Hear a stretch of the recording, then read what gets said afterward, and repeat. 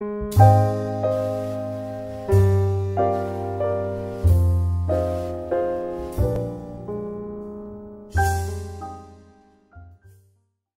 is your last meeting of the year. You may like to know that I'm just getting revved up quite literally for the Christmas season. So as you wind down, I shall take over the mantle and wind up. This is, of course, a year of celebration. This is 150 years of our city, and 50 years before that, of course, the Christian gospel arrived in Aotearoa, New Zealand. And so the prayer I'm going to share with you, I'll say first in Te Reo, and then I'll say it in English, and it comes from the New Zealand prayer book. So let us pray. E te atua te mātu kaihanga, kia tiaho te maramatanga me te ora, I au kupu korero, ka timata au mahi, ka mau te tika me te aroha, mea tia kia utonu ki a mātou, tau aroha I roto I tēnei hui huinga, whakaki a mātou whakaro, a mātou mahi katoa, e te wairoa tapu. God our Creator, when you speak there is light and life, when you act there is justice and love.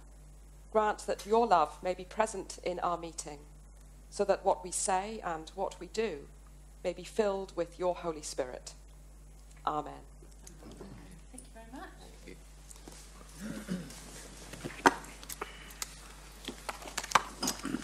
Okay, I'll declare open the council meeting for Thursday, 11 December 2014. First item, apologies. No apologies. Second, confirmation of the agenda. I'll move the agenda as is.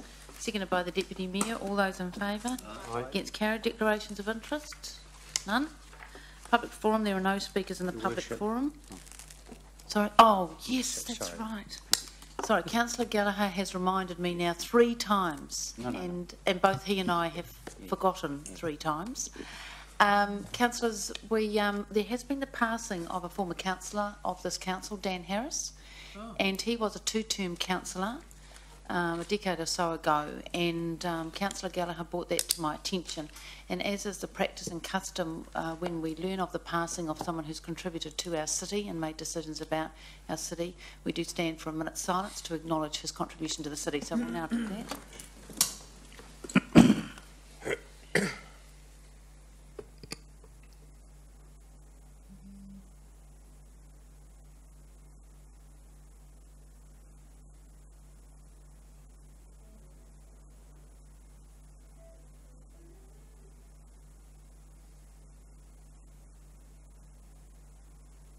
Okay, thank you. Yes, immediately. Oh, okay, yeah, when we get there. There is a placeholder for a chairperson's report, but I don't have one.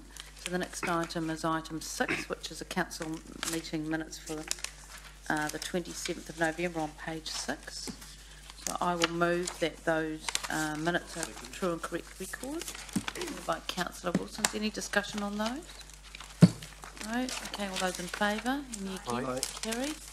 The next item are the recommendations from the Finance Committee, which is on page 18. And those relate to the meeting of the 4th of December. So, Councillor Pascoe, they're yours? Yes, Your Worship, I would like to move the items, recommend the Council items A through to I, A through to U, with the exception of I, as I understand that Councillor King has an amendment that he wishes to introduce on item I. Right, okay, so that's moving all bar I. So is there a seconder for those? Is that you, Councillor Mallett? Yep. Okay, right, so we'll pass those and then we'll deal with I. All those in favour? Aye. Against? Right, Councillor King, you wish to call item I. Would you like to speak to that? Thanks. And yes. Item I, Councillor, is on page 20 and it relates to the granting of a community lease for the Order of St John. Point of order, Your Worship. I don't want to upset my mate, Andrew. The process, so this is a process where we're approving something that's come from the Finance Committee? Correct. So does Andrew do that as an exception or does he do an amendment? And he's done it? No, so this is a recommendation through to this council that those items now be approved by the council, so resolved and accepted. So as I understand this, this is a motion that he's going to put forward? Yes, the A to U minus I have been moved, seconded, voted okay. on, Yep, but I has not. It's just There's still a nothing. recommendation There's nothing. from the committee. It's got no state. Your Worship, has this been moved, has I been moved before you're seeking an amendment? No. Surely that's the normal way that either the chair or someone else be requested to move it, and then if an amendment's wished, then that's... So I was advised that the way to do it, which is the way I've always done it here, is if there is a matter to be called and the items recommended, that is excluded from accepting, and that it's then called, and I'm going to Councillor King to call it, and the Democracy Manager has said the correct process is then That would then become a motion. Well, I'm sorry, Your Worship, as the person who moved the resolution that became the motion at this time, I should have been given the courtesy of being told that it was coming up, being called, and B, the chair is normally asked to move. Separation, I don't have it, that's exactly my understanding too, but the chair of the committee concerned should be asked if they wish to move, and if they don't, which sometimes happens, then someone else should be given the opportunity. Not that because what is actually happening now is that Councillor King wishes to change this, presumably, the recommendation, and that's an amendment to what's here, but no one's been given the opportunity to even move it, and I wish to move it again, just like I did in the meeting the other day, if that's now that I know it's coming up. Thank you, Councillor McPherson. So the advice I take is from the Democracy Manager. So in answer to your question, I'm going to go to the Democracy Manager. Democracy Manager, you're in charge of the standing orders and interpreting them. What is the process? My advice would be to the chair of the Finance Committee to actually move this and have it seconded. Then it would be subject to an amendment by Councillor King. Right, thanks for that updated advice. That's really helpful for me. So my understanding is I move the existing... Entirety. Okay, move it... I'll second. One separately. Okay. So I've following that advice, Councillor Pascoe, and my apologies because I thought I was running the process as I've been advised to do. So now the process is that you move this if you wish to. Move items A to U? No, I. Just I, because we've moved the others. Okay. Well, I'll move. Okay. Well, I'll move item I. Right. I'll second. Seconded by Councillor Wilson. And now I am now going to Councillor King because he wishes to discuss that item. So have we followed the correct process? Yes, Your Worship. Thank you. Do you have a question on the process? It is a question. I'm totally happy we've got to now. Is it a question on the process? It is a question on the process. What is the question? Yep, as soon as I'm allowed to say it.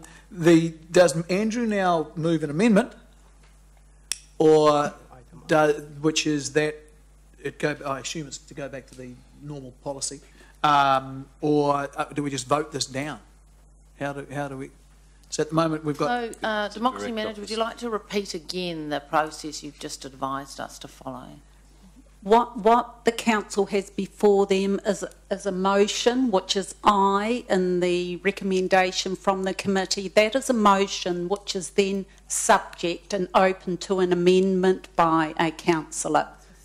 Thank you. So I think in answer to your question, yes. If he wishes to challenge this, which is now a motion, moved by Councillor Pascoe and seconded by Councillor Wilson, he needs to put forward an amendment. Okay, thank you. So, Councillor King, I'm in a roundabout way got to you. What would you like to say? The amendments on the board, I'll just change... I think you take the words "be increased" off because it hasn't been passed yet, so that the lease for the Order of St John's be $702.50 in line with the community occupancy policy and staff recommendations. So I'll second that. So it's seconded by Councillor Mallett. Can I just check with the General Manager, is that wording acceptable to you given that you're responsible for community leases? Sorry, point of order, Your Worship. Surely that should be an amendment to Part 2, which was the only issue. You're should have that in front of it, shouldn't it? You're raising a procedural matter, not a point of order. Well, so yes. what is your procedural matter? My procedural matter, Your Worship, is that I don't think the Councillor King intends to replace the entire motion, just point 2. And I want to have that clarified because that was the issue that was under debate at the last meeting. So having taken your question before I was, the General Manager had an opportunity to speak.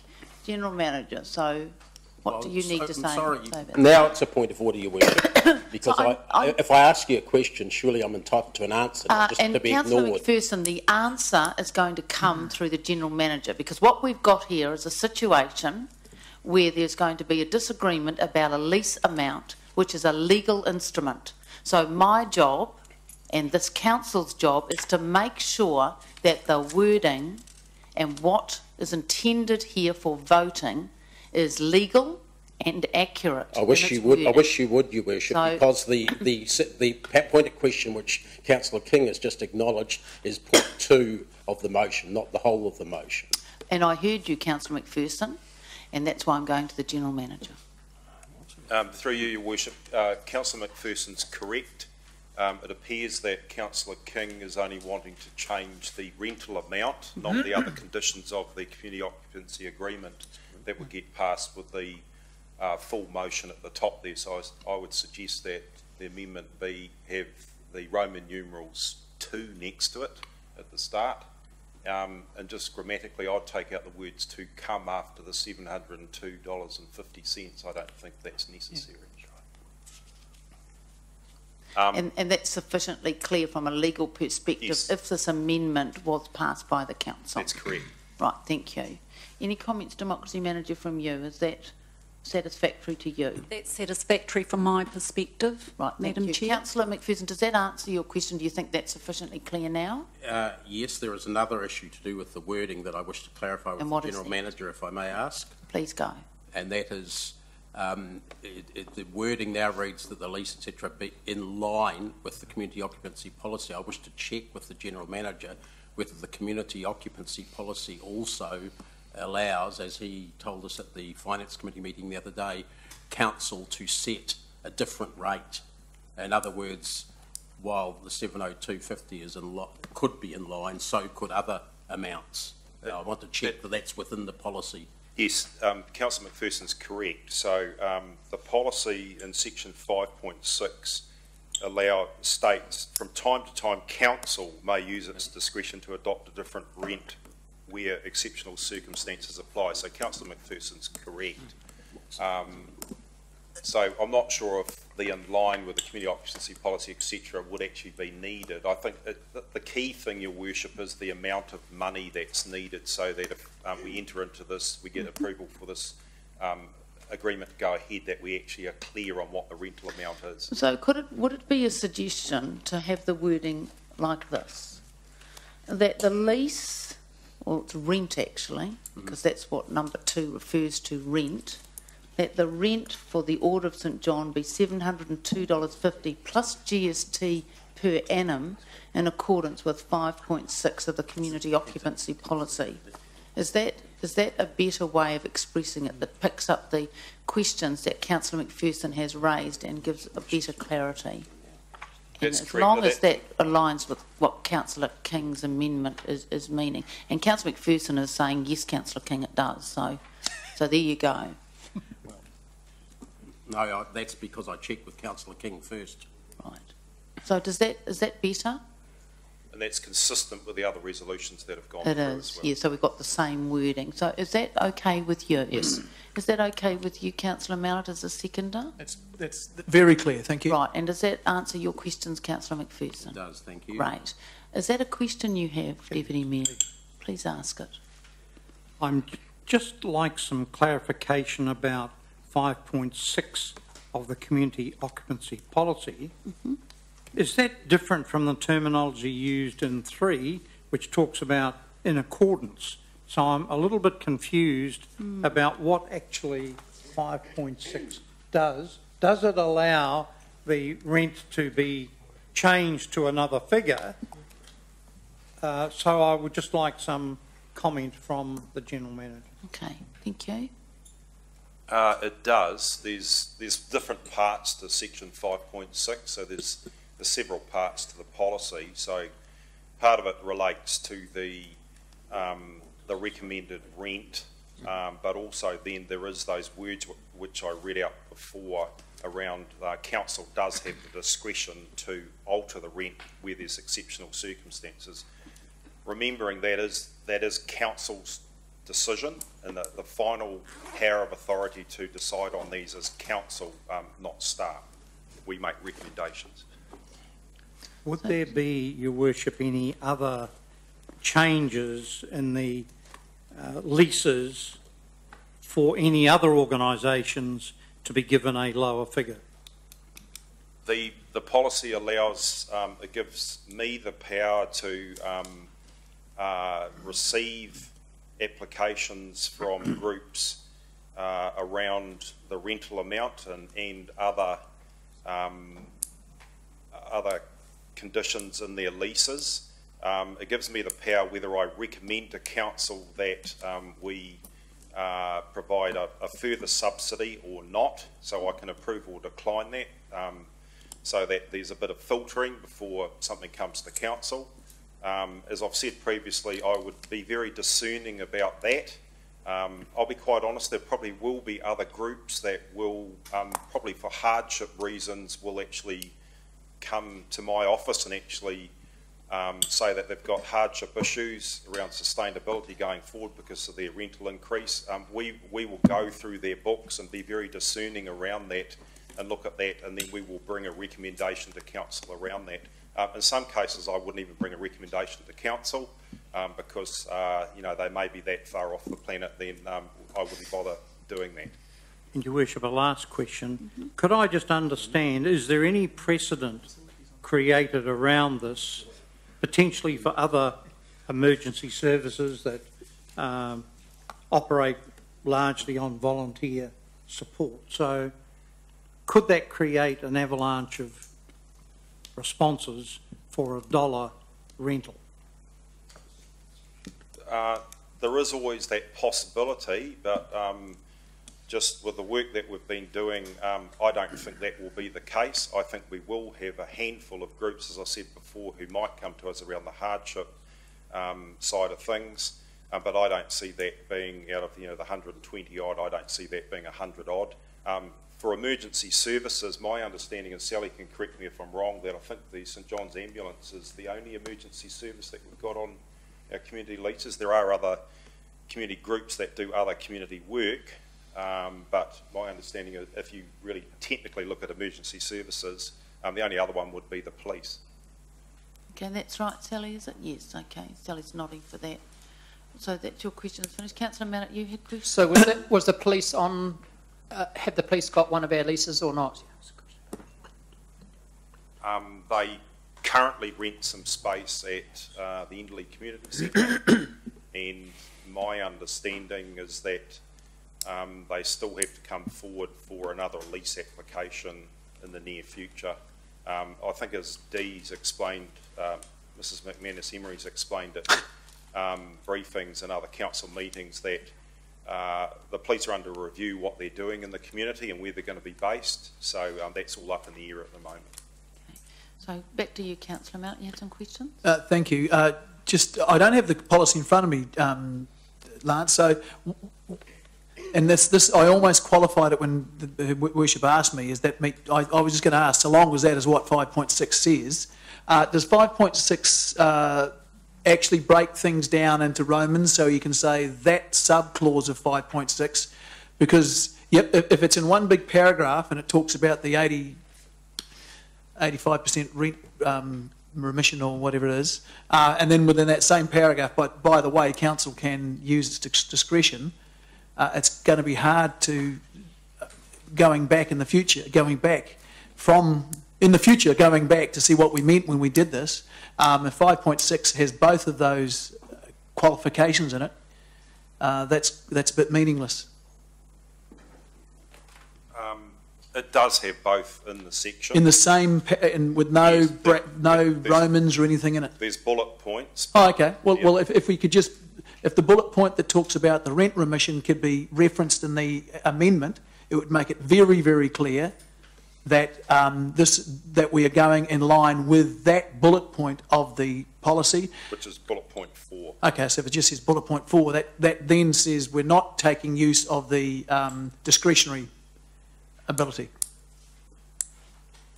Oh, sorry, that one there, the 702 is the amount with the 87.5% Yeah, subsidy. So what bullet point refers to the 80? That's bullet point 2, sorry. Bullet point 2, okay. Yes. So, are you asking the mover of the amendment whether he wishes to add some additional yeah, wording? Andrew, I think it'd just be absolutely laser-like clear which part of our policy we're referring to. We need to say 5.6, bullet point 2. I'm happy with it how it is. He's happy with it the way it is. Are you happy with the way it is? Yeah. Well then, I suppose the question, perhaps, Councillor Mallett, that we could ask the General Manager is, given that is the wording that you've used for all of these community leases that have just been approved by the Council, is that clear enough in your mind to ensure that the policy is applied as I think the intention of the mover of the amendment would like it to be? Because we're getting into granulated detail about bullet points now, when I note that nowhere else in the ones we have just moved is there any reference to bullet points. I think it's clear enough. I would, in future, probably if you were going to apply the exceptional circumstances, you might want to clarify that you have used the bullet point around exceptional circumstances. So I'd probably do it the other way around. Right, so because it's on exception. Yes. And this isn't a case in point. The 702 is not, but No. if it was. that amendment's defeated, then... Yes, okay. All right, so it's a good point that you raised, Councillor Mallett, but I think that's the right answer. So, has anyone got any other questions on the wording of the amendment? Not the wording. Is it something on the policy, a question, is it? I just want to be reminded of the other centres. What in this case, I think you mentioned Auckland. Can you remind me? Right, so the question is it St John Ambulance and other metros? Yeah. I think that was a question also asked at the finance meeting. Yes, and the example we gave was a recent lease given to St John's Ambulance by one of the local boards in the Auckland Council area, and that was for $5 plus GST if required each year. So, and I think I also outlined my understanding from talking to a number of other councils is that they generally have peppercorn rentals for emergency services, especially rural fire services, who quite often have their facilities for storing firefighting equipment on council land. Right, okay, thank you.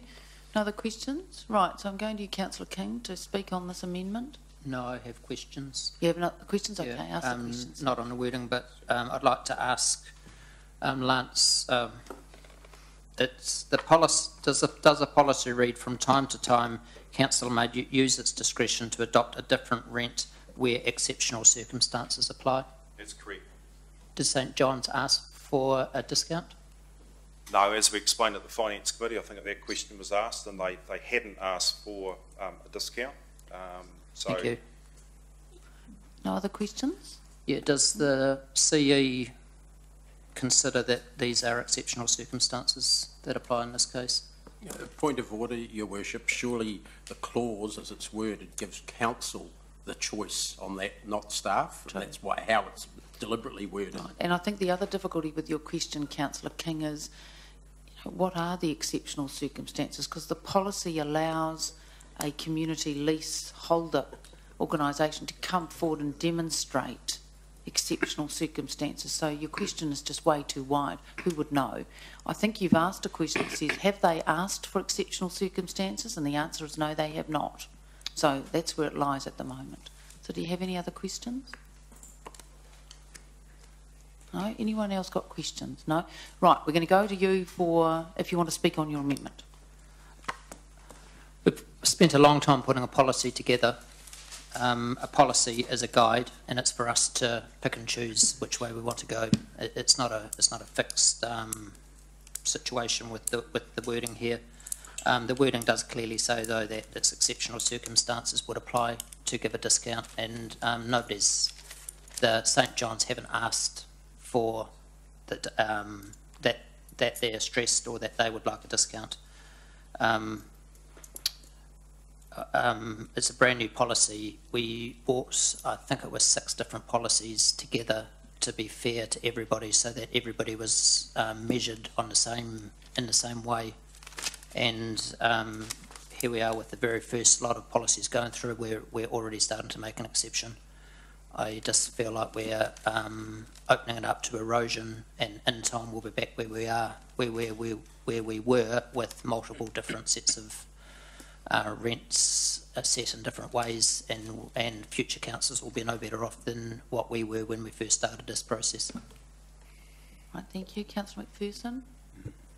Thank you. I appreciate that Councillor King has a different viewpoint here and has been quite prepared to put it simply, and I certainly want to respond in that way as well. I don't take this personally, but what I would say, yes, it is the first time we've had a group coming to us of lease proposals under the new policy, and there were 29, I think, numbers similar to that, came to us, and only 1 out of 29 was sought for a change. When we wrote the policy, councillors who are around will recall that we deliberately included an out clause, a discretionary clause, or whatever you might like to describe it as, because there may be circumstances where we felt the rent wasn't right. And it wasn't just, though it was envisaged that it would principally be someone asking us for that, it wasn't excluded to someone asking us, it also gave us the discretion. And we have chosen in 1 out of 29 cases at the Finance Committee meeting to recommend that we go with that extenuating or exceptional circumstances clause that's within that we deliberately put in the policy.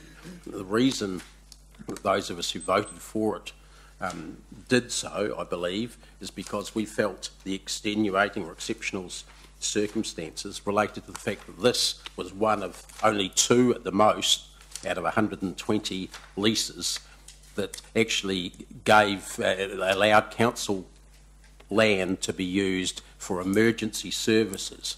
I would contend to you that the emergency services provided for city residents is itself the exceptional circumstance. It's exceptional the work they do, it's needed when it's needed, and you never know in advance when it's going to be needed. It's there as a backstop for the entire community. I think that $702.50, or should I say $701.50 discount, is a very small contribution to the work that this emergency service does. St John's Ambulance, while it receives government funding and charitable trust funding, does not receive enough funding to cover all the services it provides. It has cake stalls and raffles and all sorts of things, and we're probably all helped with that fundraising from time to time. What I'm suggesting is that we should also, in this exceptional circumstance, be helping them by providing them a peppercorn rental. If we can give 6-figure sums to the Cricket World Cup and to the FIFA Under 20 or Under 21 World Cup, then surely we can consider something far smaller that we can contribute in this area that's of long-term enduring support for an emergency service that supports us. I know that some people feel that that is watering down the policy. I suggest to you that it's not watering down the policy, and there was no attempt by myself or anyone else on this council to dick around to change any of the other figures for any of the other community groups, even though we opposed the new policy, many of us coming in. Okay, that is the policy, but in this case, there are the exceptional services that are thought about, that are imagined in the policy, should apply, and that's all that we did, and that's what the recommendation is, that we use that part of the existing policy and apply it to this particular circumstance, nothing else. There's no proposal for any other discounts, if you like. So I think that we've properly applied the policy in this case, and also humanely applied it on behalf of the citizens of Hamilton. Thank you. Councillor Mallett. Thanks, Your Worship. I think it's really imperative that when we make policies, that we stick to the integrity of them. Now, I appreciate there is a discretionary clause in this policy, but I don't think that this triggers this discretionary clause. And I'll tell you why. It beggars belief to think that a $700 price reduction in the rent will cause the St John's ambulance to be unable to do its services. And I'm not trying to demean at all the services they provide. They are life-saving in many cases, but to suggest that a $700 increase in the rent will be the difference between life and death is misleading in the maximum. You gave the example of the Cricket World Cup and some of the other ones. Whether or not we should have made those donations is not the point. The point is, I think in those donations they were actually quite material to whether or not the activity was going to take place. The difference between $1 and $702 is not going to change the ability of the St John ambulance to provide its much required services. And I think it's really, really important that if we're going to use discretion these things, that we use it when it is a situation where it can materially affect the activity that the organisation is undertaking. In this situation, the discretion is not used to remit an extra charge that will challenge the ability of the organisation to do its activity. So therefore, I think it's really, really important that we stick to the integrity and the thrust of this policy. Thank you. Any other for or against? No? Okay, so we're going to vote on the amendment. On the board, thank you.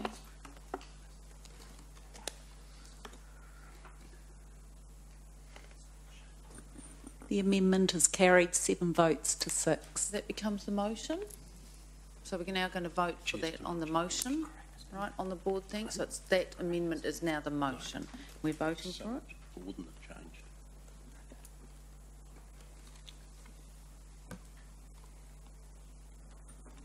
The motion is carried 8 votes to 5. Right, thank you. Okay, next item is the Audit and Risk Committee minutes on page 24. So, who's speaking to these?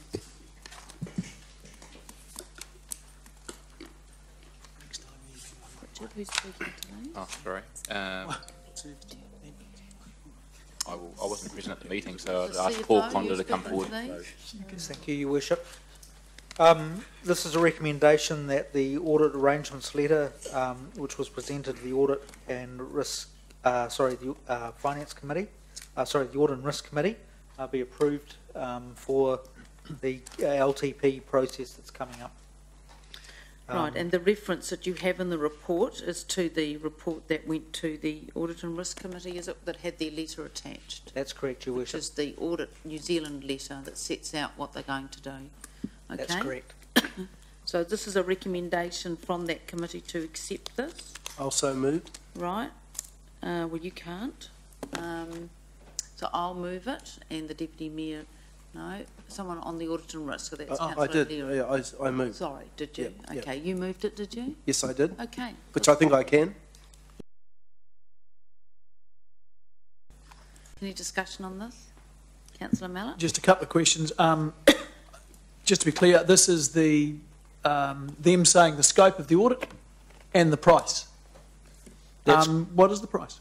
Are we allowed to, is that not, that's not confidential, is it? No, it's not. It's $108,000. It is the same as the previous LTP audit. 108,000. That's correct. And it's auditing the 10-year plan. And what time do they start? When do they start doing their work? Effectively, they're starting now, and Okay. we'll be carrying through giving an opinion on the consultation document and giving a final opinion as well later in the process. Which draft are they auditing? No, so Councillor Mallett, they don't start the audit of the budget, the 10-year plan, till we sign off. Until we've signed, Until we've approved it. Until we've approved one. Yeah. Okay. And that, of course, is all in that link. If you clicked over to that No, I link haven't. in your papers, that had it all set out Can't there. click on this. Right, okay. Thank you. So any other questions? So we'll vote on that. Can we do that on the voices? All those in favour? Aye. Any against? Carried, thank you. Right, the next report is on page 25, and it is a report about the appointment of an alternate civil defence controller. Who's speaking to this? Blair? Yep.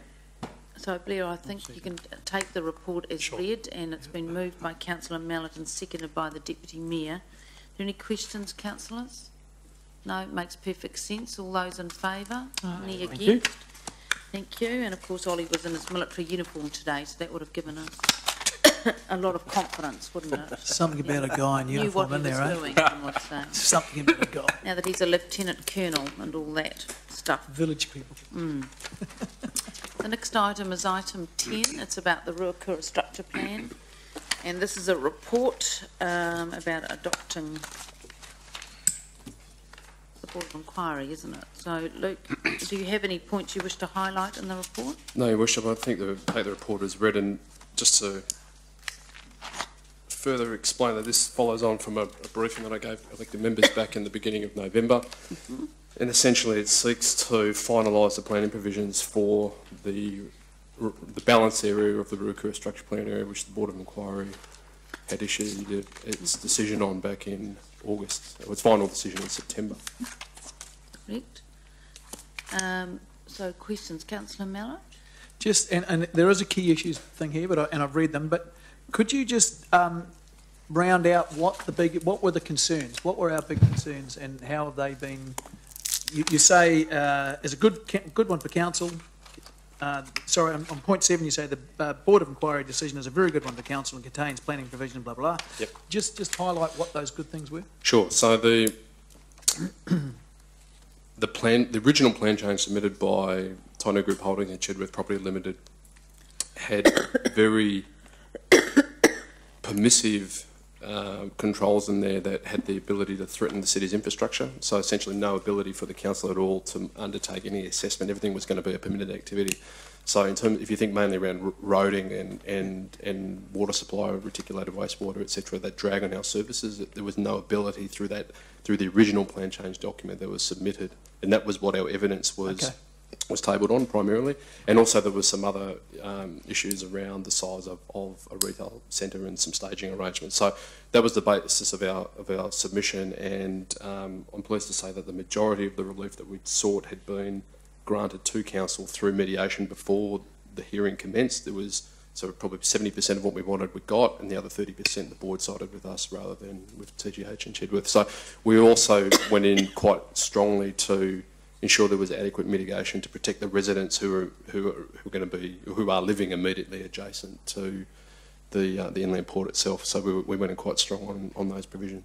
Okay. So just summarising, there were some roading issues, and those are sorted out to the I think infrastructure issues is probably better. Roading and water? Yeah, so just to ensure that we have an ability to at least understand the impacts of any development proposal out there on our network infrastructure. Okay, and then the other thing you talked about was some retailing or... Yeah, so there was a very large... the original plan change had a very large retail component that was never ever contemplated as part of the structure planning process that the council did as part of the PDP. And through expert witness conferencing of the retail experts, both TGH's experts, ourselves, and the planning conferencing, there was an agreement between, essentially TGH accepted that needed to be drawn down, so they did that, and they were happy to reduce that. And the rationale for that was the retail hierarchy, or the... Yeah, I think there was it was a very open set of provisions that allowed a whole range of offices out there as well, and that was it was a combination of the size of the retail offering and the permissive nature of the office offering that could have been developed out there. So TGH were happy to, through the conferencing, to re-examine those provisions and offer those up through conferencing before we got into the hearing on that. And then lastly, and just as importantly, was the very strong protections that were embedded in the plan change to protect the Ruakura residents out there in the rural residential area. And have they been privy to this? Well, what I'm proposing here is that if we go through a variation, that it's done in a very collaborative way, that we lead that process. So that's what the variation does. Only council can initiate the variation. Okay. So rather than it being a TGH initiated process, it's one that we have control of, one that all of the elected members will have some understanding of before you have to see it and be happy with it before it gets notified. And what I'm proposing there is that we actually have a working group. So all of the stakeholders that travelled very well together through the board process continue to do so, and that the interests of the residents are represented through that process. Okay, thank you. Councillor Pascoe?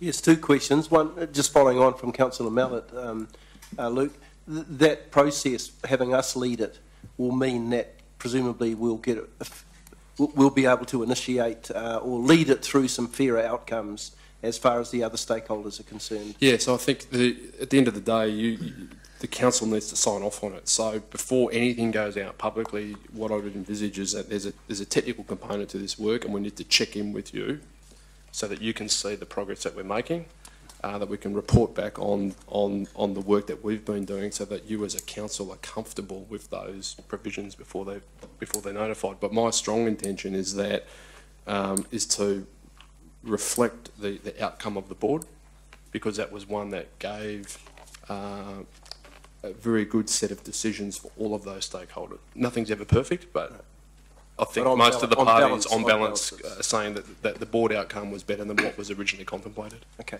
The second question is paragraph 34, where you indicate approximate costs to complete the project. Are they all external costs, or are they... Some of those are external. So, look, one of the decisions that will need to be made by the elected members if we go through the variation process is, does council want to actually hear this themselves, or does it go to an external commissioner? So that there takes into account the possibility of it being heard by independent commissioners, the costs associated with that, as well as an independent hearing administrator. I haven't gone into whether or not you want to make that decision or not. That's not what this report's seeking. This report's seeking that you give me the authority to go down and prepare this work. So that 75,000 would be on the basis that we would be appointing some external commissioners, and that would be that's what I've factored it in. The costs of those that's external correct. commissioners. Yeah, my estimate is it takes those costs into account. Take those. Okay. Thank you. Because so we may be able to do it for much less, depending. There's a possibility if all of the council is to hear, or indeed other councillors who've got their accreditation to do that. It could only be accredited, I would imagine.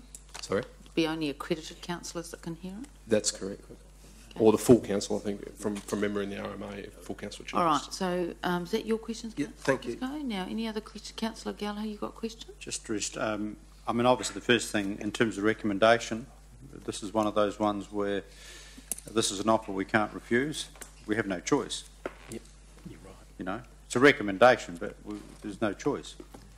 I'm not debating that. No, sorry, Councillor Gallagher, that's actually not correct, because we have been explained the choices. Do you want to just refresh us on those things, Luke? Well, the options are, if we don't do a variation, to close down the remainder of the planning controls and to remove the uncertainty for all of the stakeholders involved there. You could continue with the PDP hearings, but inevitably you'll have to come back and do a variation at some point, because aspects of the board decision are outside of the scope of the notified provisions of the PDP. When I say this, I'm not trying to deliberately complicate the matter, but the reality is that we've got the board process inevitably leads us to some sort of variation. Now, we can either have two steps or we can have one. In my view, this is the most efficient and the cost-effective way. Now, under risks, to do with stakeholder relationships, yes, and I've publicly expressed my dissatisfaction historically. Yes. I'm not reflecting on this process at all. Yep. But my views in terms of... Sorry, so Councillor Gallagher, question. We are on questions. Well, I'm doing it in the context of my historical dissatisfaction with what I feel was a less than ideal stakeholder interface. Yep. So I want to move from my dissatisfaction with the less than an ideal stakeholder interface to a question. The question is, how's the road ahead? Are we doing everything we can as a council to try and ensure that we do achieve that stakeholder? If the council resolves today to prepare a variation, we have a statutory obligation to undertake in meaningful consultation before we actually notify the plan change. I can give you my assurance that that I will be doing that with all of the key stakeholders through that. It's imperative that we do that, especially for the residents, because they received some very good protections through the planning provisions issued to them by the board, and there's certainly no value or no worth in us as an organisation revisiting those very helpful controls that protect them in relation to amenity and noise, etc. So yeah, we'll be working very closely with representatives of affected residents. And that's given that life savings are involved here, that's very reassuring. Thank you. That is very helpful. Councillor Forsyth? Oh, thank you. Just with respect, Luke, when you say very good protection for the residents, are those your words or They're my words. Genuine? They're my words. Okay. Yeah, no, I believe that. I think there was a significant amount of evidence and cross-examination around things like noise, and the city really stood up for the residents in relation to noise, and the noise standards that have been delivered by the board represent a very good set of controls to protect them during night time if there are rail movements at the port, and we'd want to keep those. So is it noise only that's been mitigated, or has there been others? There's visual mitigation as well. So what I mean by that is setbacks. So in terms of land, there's an opportunity to see how similar controls could be replicated in other parts of the plan change. On other borders of the... Yeah, so if you think without going into the detail, and if you think where the rural residential land is, immediately adjacent to that are non-residential uses or non-rural residential uses. So I think if there's an opportunity for us to put in some additional landscaping and buffering around those areas, that's replicating a similar approach that the board adopted to the area that they could only contemplate. Okay, so the precedent, for want of a better word, that's been set at this point by the conditions that the Board of Inquiry's decided on, we can use those to take them forward as a benchmark, I suppose, for other... Yeah, that's my intention, yeah, is that the board was very clear in establishing setbacks and landscape controls to mitigate the visual side of it. And noise. And noise. And I think it would be appropriate to explore a similar set of provisions for the balance area. And does that put that residents group, or whatever residents group there are, because there will be several, does that put them in a stronger, in a fairer situation than they were previously? I think it gives them it would give them additional protection, yeah, right, and additional safeguards for them to protect the amenity that they have at the moment. Okay, thank you. Right, no other questions? Yeah. Sorry, Councillor King. So with the variation, are there other things the city may need to do at the same time that they can wrap in it, or do you just keep variation specific to that site, to that subject, to that matter? What I'm proposing here is just a variation to deal with the Ruakura matters. So if there was to be, yeah, we can initiate other variations, but that's not the subject of this particular report. This one's really just about Ruakura, and I think there is a possibility if the council was so inclined to look at that once we've gone through the appeals process, but I'm really focusing just on this. Is that the best thing for the city, the best way to do it, to keep them separate, the different... In my view, I think it would be, it's more efficient and cleaner just in terms of time and cost, etc., to focus just on this, because I'm seeking a resolution about a very specific set of provisions and a specific geographic context. Thank you, Luke. Okay, I'll move the recommendation.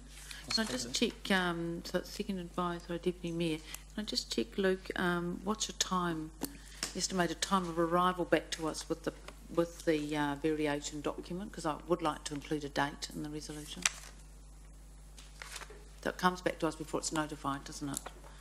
Well, yeah, I mean, and I think there would be at least several briefings with the elected members before we even get to that point. So in developing up your work program, what date did you have for coming back for approval for the variation to be notified?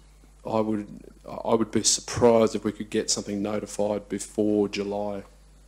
So if I put 30 June by 30 June, Okay, into the resolution, because I'm quite conscious that we have closed-ended resolutions through the council that fix dates. Yep. So if I said that council resolves to prepare it, and that if I add a C in there that says that the draft variation, call it a draft variation, is that? Oh, just variation. Just variation. The variation will be reported back. Are those the correct words? To the council prior to 30 June. Does that? No, it'd be after 30 June. I think the end of July is more realistic. Okay, 31 July. Okay. So if a C is added to that saying the variation will be reported back to the council for approval by 31 July 2015. Is that okay? If that's the will of the council to put that in there, I think that's my best intentions. I think that's possible, but working through all the issues, etc., I don't think I could give you a 100% guarantee that that's the case. But I think 31st of July is a reasonable time to include in there, and then tracking through the time. If it became apparent that was going to be an issue, I could come back to council. Then we can change that. But I think it's just that we do make a number of resolutions that are open ended. And I don't think that's that satisfactory. So I think fixing a date's a good idea. Yep. So are you comfortable if we have that in? Yeah, as I said, and if it becomes clear early on next year that that's... You can let us know. I can let you know and come back and seek an extension of that time. And I think also it does give... does give certainty No, I was just being for woken the up. public as well, and I see that Mr Cowie's in the back there at least, so it at least enables them to know this is kind of what the time frame looks like. Yes. Okay, great. So Deputy Mayor, you seconded my motion. Are you happy with that C addition? So did you get that there? Yep. That's great. Okay, so any discussion or debate on this? Okay, so we'll go to the board to vote on this. We're voting for that motion up there.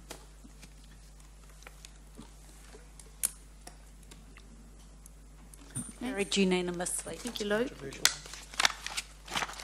Right, the next report is on page 32, and it's item 11, and it's the Cricket World Cup update. Hi, Chad, how are you? Good, thank you. Okay. Any matters you want to highlight in your report? Yeah, a couple of points. Firstly, just the overall message to take out of things is that planning's advancing particularly well around Cricket World Cup. We're in a good place. We're moving out of the planning phase into the delivery phase for the tournament, given that the first game is on the 15th of February. So with the Christmas break, it's not far away. There are a few changes that have come up since the report was written, and that's in relation to information as it's coming through from the Cricket World Cup organising team. So firstly, I'll just sort of point out item 16 with regard to the fan zone. We're just looking at our options in relation to fan zones, whether we do a big screen, closed roads, potentially down in Hood Street, or whether we go with a softer approach to that. So we're just considering our options and working with the Hamilton Central Business Association in regard to that. Point 18, the Zimbabwe team celebration. I can update you and say that the date of that has changed from Friday the 13th of February, and that will now be held on Saturday the 14th of February. Wise move. That's because the Zimbabwe team will actually be training on the Friday night, so as we get there... Lucky training day. Yeah, exactly. There's also, I'll just make a point in relation to item or number 26, that we have changed the date of our event out at Hobbiton, which is our business and media event. That was going to be the day after the India-Ireland match, but to try and attract as many of the visiting international media as possible, we've actually pulled it forward, and that'll be on the evening of Monday the 9th of March before the Indian match. So we're just responding to what's happening as information comes through there. Also point 28 in relation to Major Events Management Act or MEMA workshops. We were planning on doing some of those pre-Christmas, but the advice that we've had now in working with MB and with the Cricket World Cup organising team is that they're going to just provide information out to businesses, and then they'll look at workshops post-Christmas if required. So we're following the national lead in that respect. The budget, I'll just make a quick point there that there isn't a lot of expenditure in the budget at the moment because we're doing the planning phase. This report is current up to the end of October, but since then there has been some expenditure coming through in relation to the Cricket World Cup Trophy Tour that was in November, and various other activities that are starting to happen now. So in the next report, you'll get to see where the expenditure is actually coming through.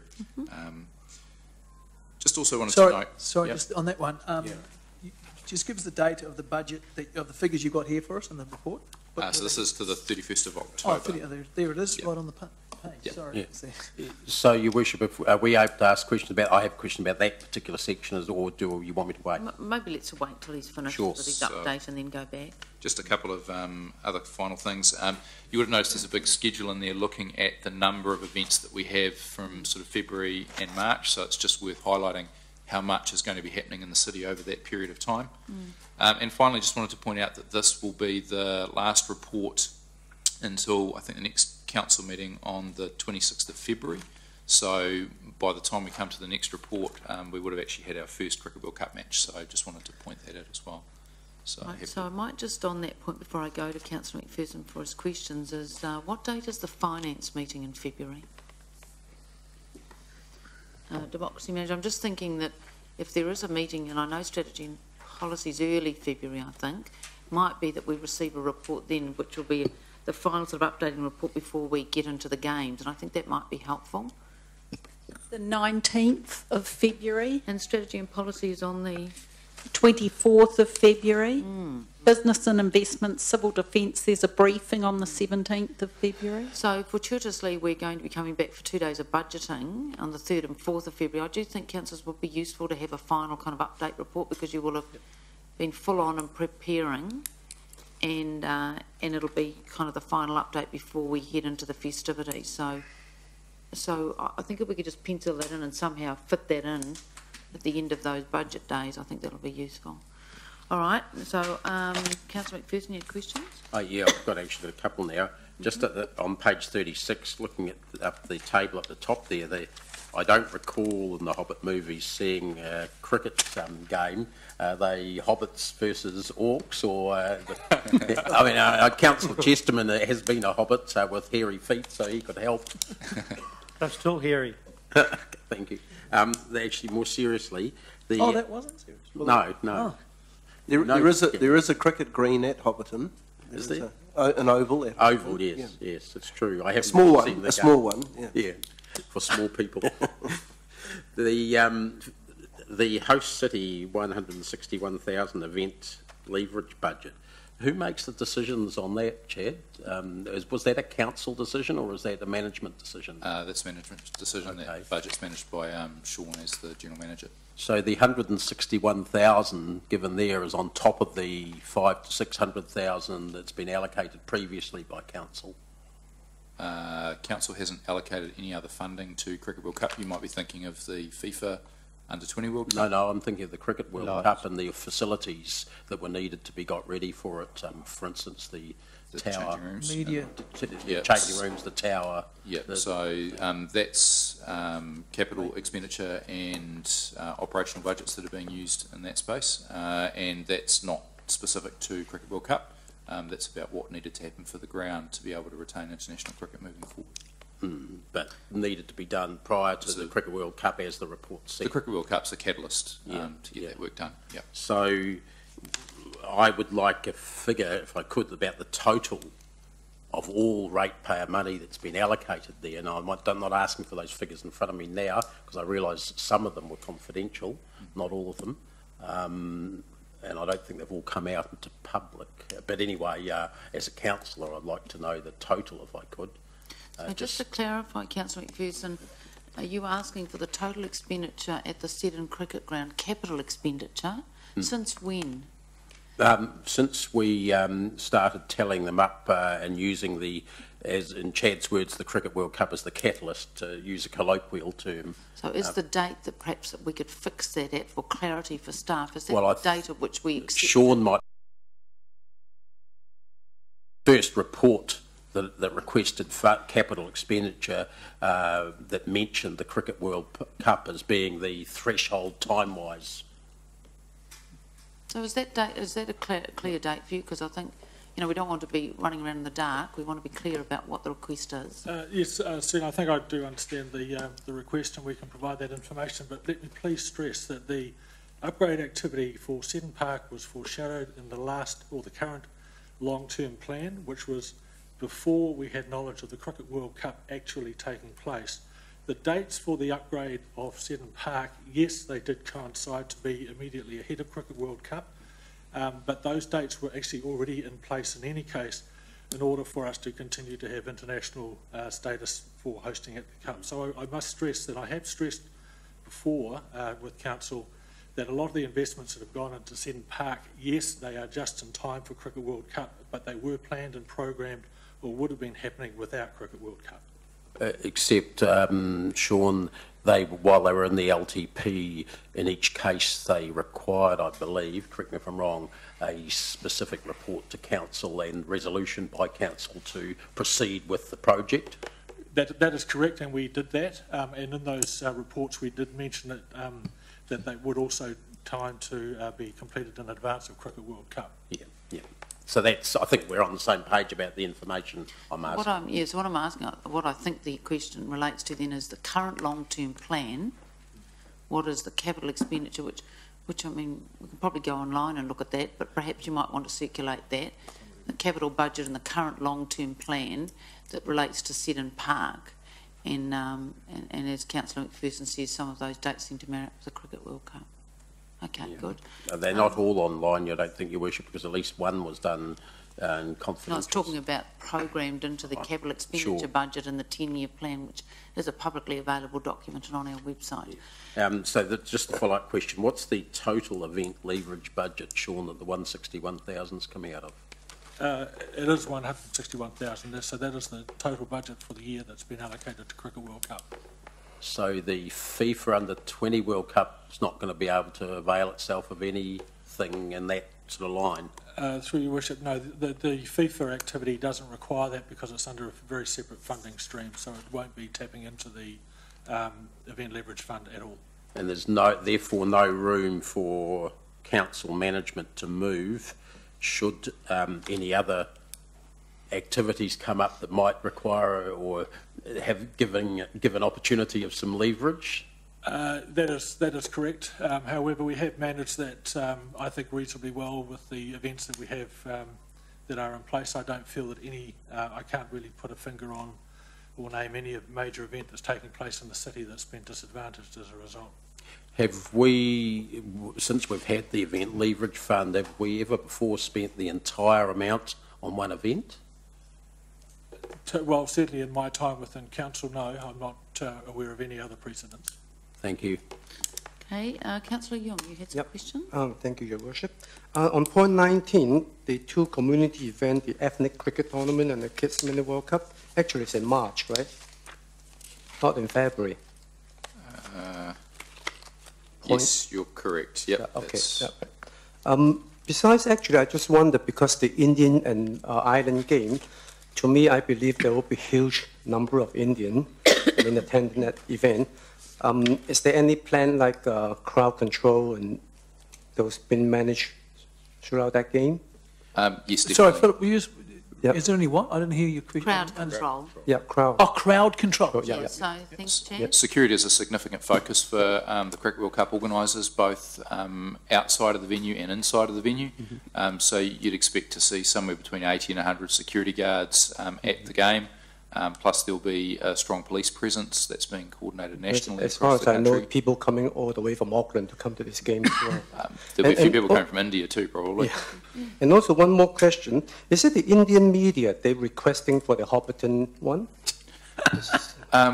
The intent is that we actually are ready for the media when they come here. At this stage, to give you an indication, Seddon Park, we're expecting to cater for up to 100 print media for that match.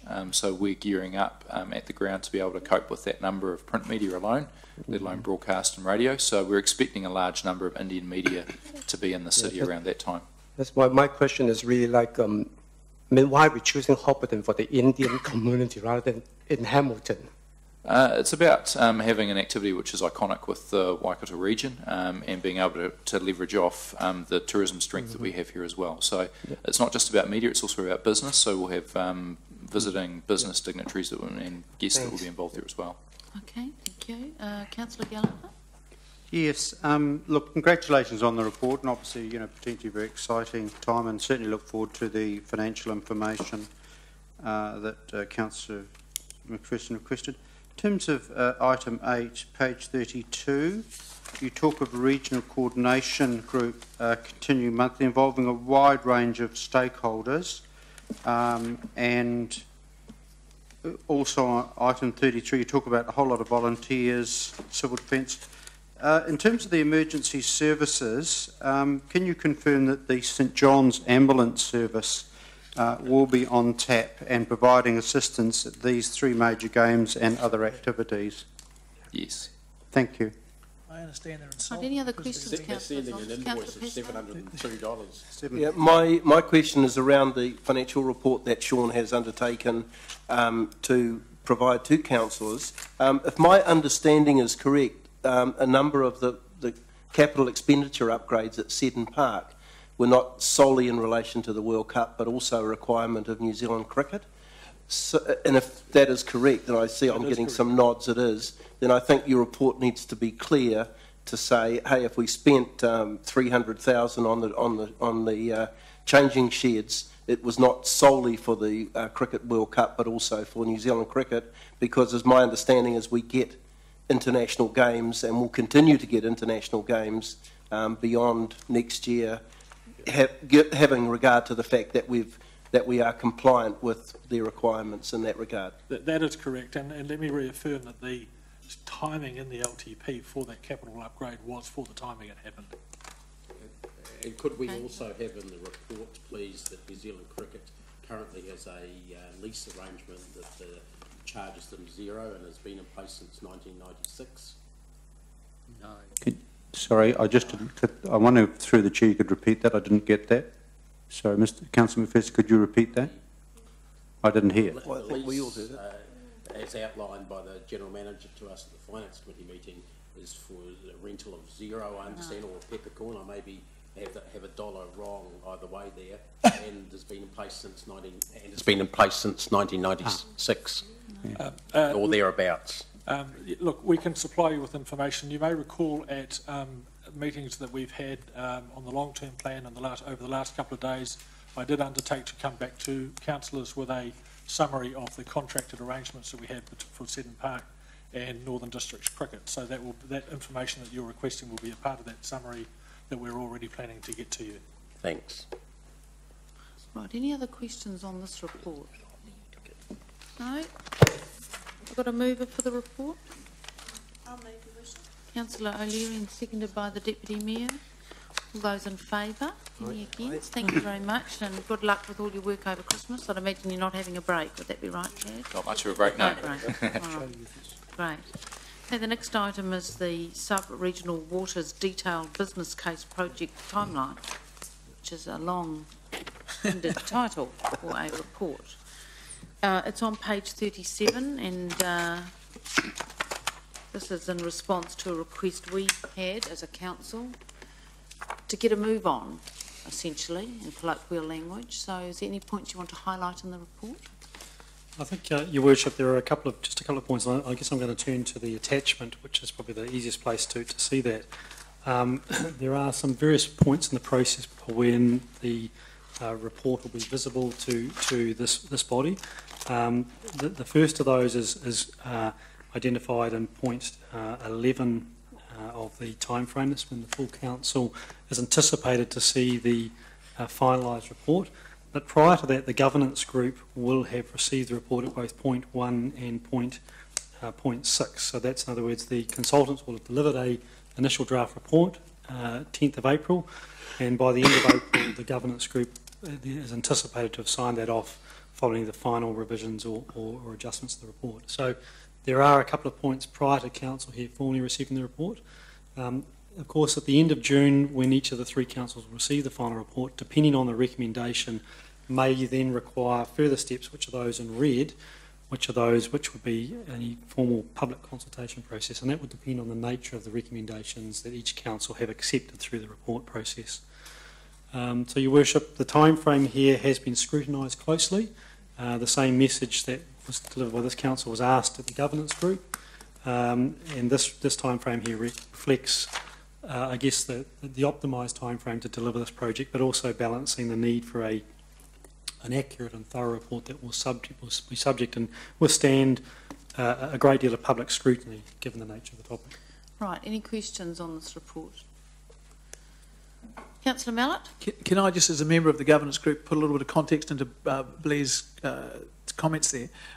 There was a lot of discussion at the one meeting that Rob and I have attended about trying to get some report available that the councils, the three of the councils involved, Waipa, Waikato and ourselves, could integrate into our 10-year plans, which are the discussions we all know we're going through right now. This report is overtly or covertly saying it is highly recommended that we don't push out the report from the Waters Governance Committee any harder so as to make that 10-year plan integration possible, because we just won't have accurate, reliable, robust data or recommendations at that time. So that's really the purpose of this report, I think, to advise that. And there had been some expectation that we might be able to get it done in time, but it would appear that that isn't. And I think the report even says even extra money won't bring it forward any earlier. Okay, any other questions? I would concur with Councillor Mallett there. Where I see a possibility is in those red lines that there may be some opportunity that when the report comes back to us, that we may be able to move our processes a little faster. I'm not sure about the other councils, but we may want to move our processes a little faster than the timeline that's given in those red lines below. The point at where the report has been concluded by the consultants and is then available to the councils to consider. There's a bit of a chicken and egg. Sorry, Your Worship. There's a bit of a chicken and egg thing going on here, because a lot of the governance groups' data is coming. Well, all of it, just about at the moment, is going to be coming from the councils. The councils, as we've just identified, I mean, ourselves have pushed our 10-year plan back 2 months to 3-4 February now, and obviously that data is what the governance group is using. So the governance group were using decisions made by councils in its own report, and of course if councils put that data back in time, then it pushes the governance groups. So I have some questions, if I may. I take the point about the consultants and their expertise, and so the way I read this is that the work that we're paying the consultants to do, if we put aside sort of allowing them a bit of a Christmas break, is going to take about 3 months.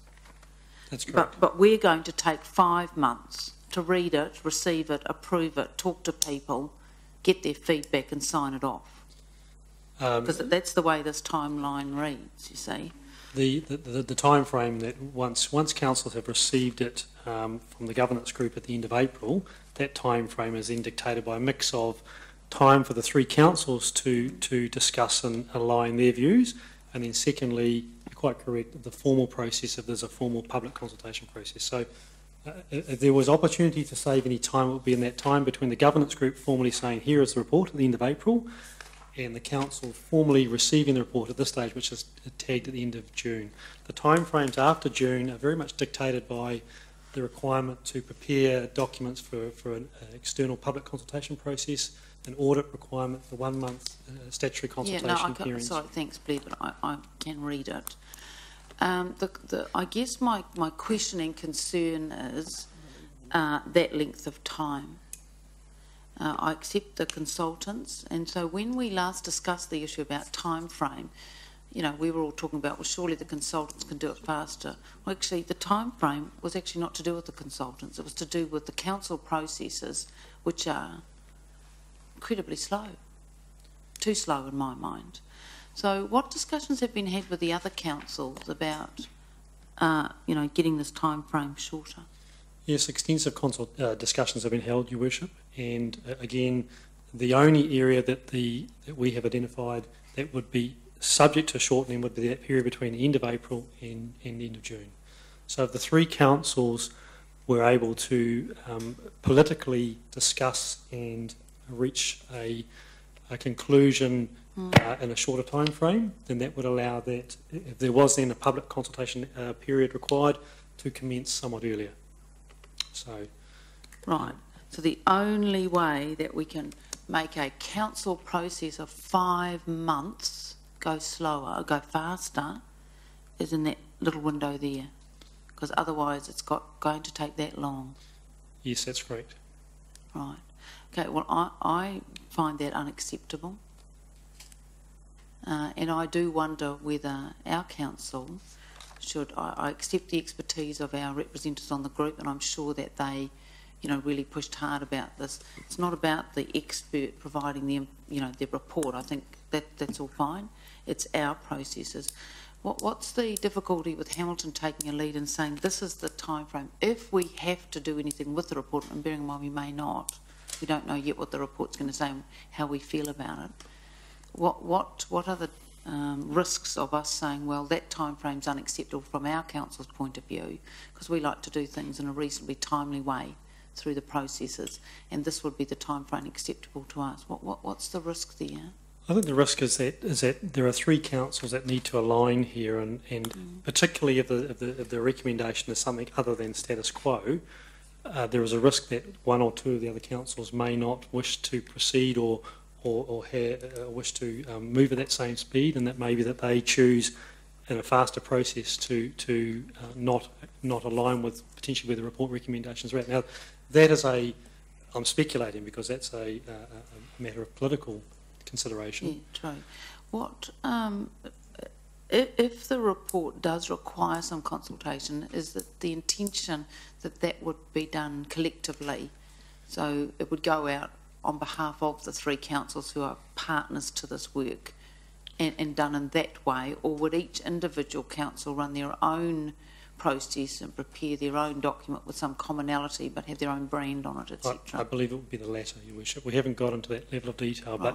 but given, and I guess if I use the scenario that it was a CCO that we were talking about here, each council, there'll be significant ramifications for each council's existing long-term plan, with a CCO, of course, removing water, wastewater, stormwater from their balance sheet and operations. So I think for each council, they would need to have their own circumstances appropriately addressed in a very comprehensive manner, but there may be a common element to that consultation document, which is what the form of the CCO would look like in the description of the CCO. So based on that, we could run ourselves in a quicker process, because our consultation process might be on a discrete matter, whereas some of the others might be different.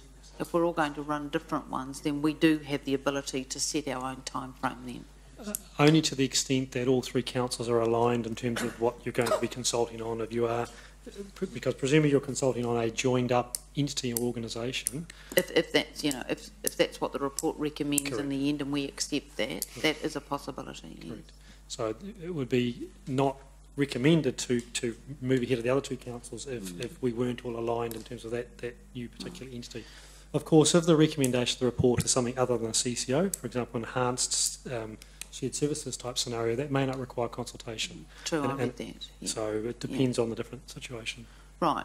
So is another option here? I'm sorry to label the point, but I do actually think the time frame is really important in this particular piece of work for a variety of reasons, and I'm trying to get a fix on how the council staff across the organisations can respond to that request, because to be frank, I don't think they have. They basically said it is what it is.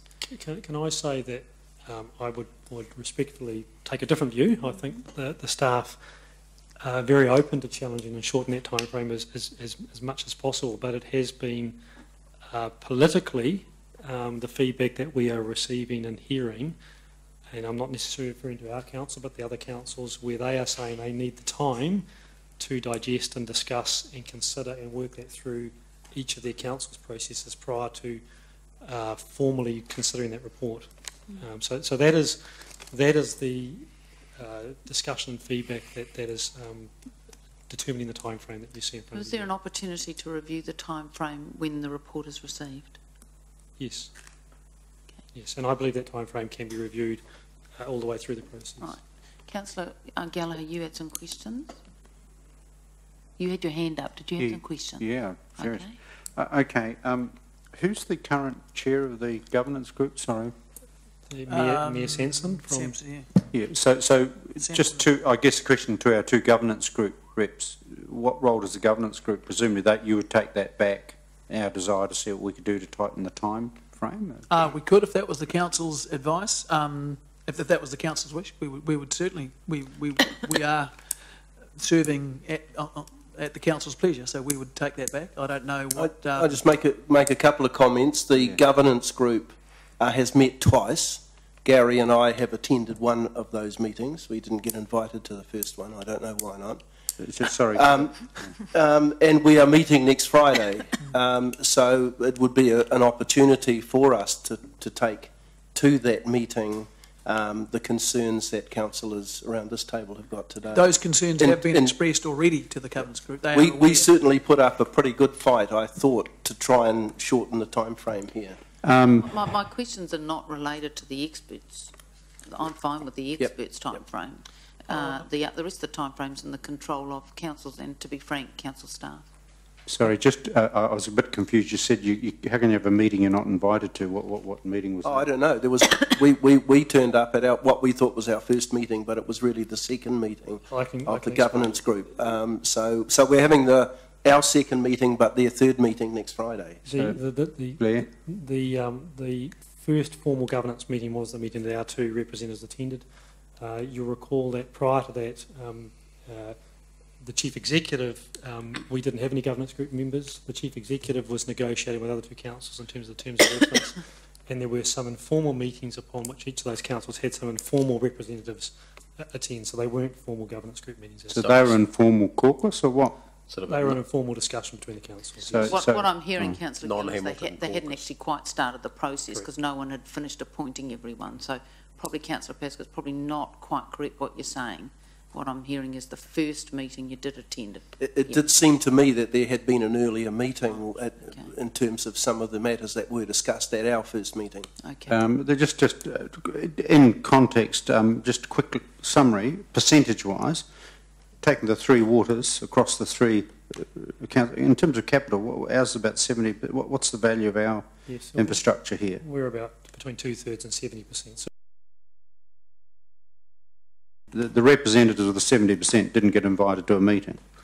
No, that's not correct. Okay. No, the first formal meeting following our governance representatives been appointed was the one that Councillors Malloff and Pascoe attended. The meeting prior to that was an informal discussion upon which Waipa and Waikato had elected to send informal representatives to. Our council had chosen to delegate to the Chief Executive to negotiate the terms of reference in the procurement process. Those meetings were around that. So at which meeting, if I could ask, was it that the chair was organised and that our nomination wasn't accepted by the other two councils? The first meeting the other representatives attended. So that was the one they were at? So there was no chair, there had been there were informal discussions prior to that between the councils. And you wouldn't describe them as a caucus like Councillor Gallagher did? No, but they were certainly an opportunity for each council to contribute to the terms of reference and the process of appointing the consultant. That was the purpose of those discussions. They were not in any way to discuss the matters that are in front of us today. So it would be unfair to describe it as the situation as the tail wagging the dog?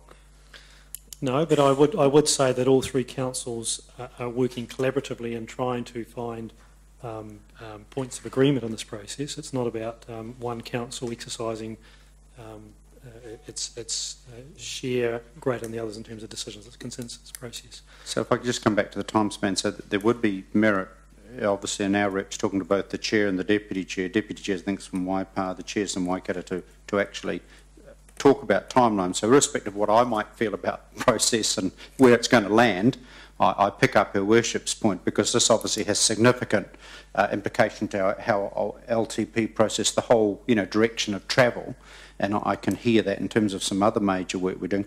In terms of those governance meetings, can you just clarify, and I haven't been on the website because I think the minutes have been uploaded, what's the sort of status in terms of the Official Information Act around those governance meetings? One, in terms of people being able to come into the room, but secondly, as importantly, in terms of the documentation. And I will understand that there may be some commercial stuff, particularly from the contractors, that are not necessarily So the freely available. The intention is that once the minutes are approved by this meeting coming up, they will be circulated to all members here. Right. And the intention is that those meetings are going to be transparent and open unless the matters dictate otherwise. So Unless there's a commercial, so that anyone can sit at the back of the room. the intention is that they are a public meeting. Now, in terms of just from our point of view, it seems to me the critical path here is I guess, the workshopping here, because obviously that's, from my point of view as an individual elected member, keeping an open mind as I would. Obviously you're going to come back, as I understand, you're going to land with a sort of discussion around the shared services model, discussion around CCO. The question is, it seems to me that this chart here, you've mentioned some potential dates for a couple of days of workshop. Are they're locked in, or that's sort of a timeline that I can plan around? No, well, that's what the discussion's about today. Yeah, can we bring and our queries about that timeline. But I think, in answer generally to your question, those dates will be put in our diary once they're locked in, and that's your concern. Get them in the diary. I think further to Her Worship's point, I mean, the point line 6, which is the 1st of May, that is the date upon which we are targeting that the governance group signs off on the report from Cranley Consultants. So the dates thereafter are open for continued discussion between the three councils, and to Her Worship's point, negotiation and opportunities to see if they can be fast-tracked. There's one technical point I should just raise here, and that is if we are required to consult on a proposal, if it is a CCO, that does trigger significance. Yes. We need to be mindful here that our 2015 long-term plan is adopted on the 30th of June. If we were to commence a special consultative process prior to the 30th of June, we would actually be amending the 2012 long-term plan. So, I don't think there's any suggestion of that, Blair, no. actually. So I'm just saying, in terms of timeframes here, practically the most practical date, if we were to fast-track this, would be to start a process immediately following that being adopted. Otherwise, I mean, all confusion will reign. Correct. That's right. So just please be patient with me. I just want to, in terms of the consultation process, just repeat roughly where we're at this again. So I know elected members, councillors, workshop, get my head right round what's the governance team and you guys have brought back. Sorry, right? so what's your... But it's the issue of the actual public, because bearing in mind this is 20% of this council's operation, so obviously we're going to have a public consultation process. I am now confused about what you... I'm wanting to know, just help me, just rough time span, repeat now where this lands in terms of our public consultation process, because the worship was talking about potentially trying to... No, because I need to step in here. The time frame is in this chart here. It's very, to be honest, it's actually... It's in front of you, and my questions have been about... Sure, fine with the experts. They need to take the required time. My concern has been about the 5 months. Should the report require any consultation? So perhaps if you fix your questions on anything perhaps other than I've asked, because otherwise we're into the asked and answered box. And I think we don't need to repeat the asked. If you could send us a bigger version, I can't read this, right? And there's some really important data. I'm not having, just do it bigger for my eyesight, if you would. And all I want to, and I'll go offline and ask you from this chart. So can I get some assistance here, Blair, as to what to do here? Or perhaps it's just simply that the representatives on the group have heard the issue again, and that in any event we have the backstop position of when we receive the report and decide what's in it and what we're going to do with it, we can then set our own time frame.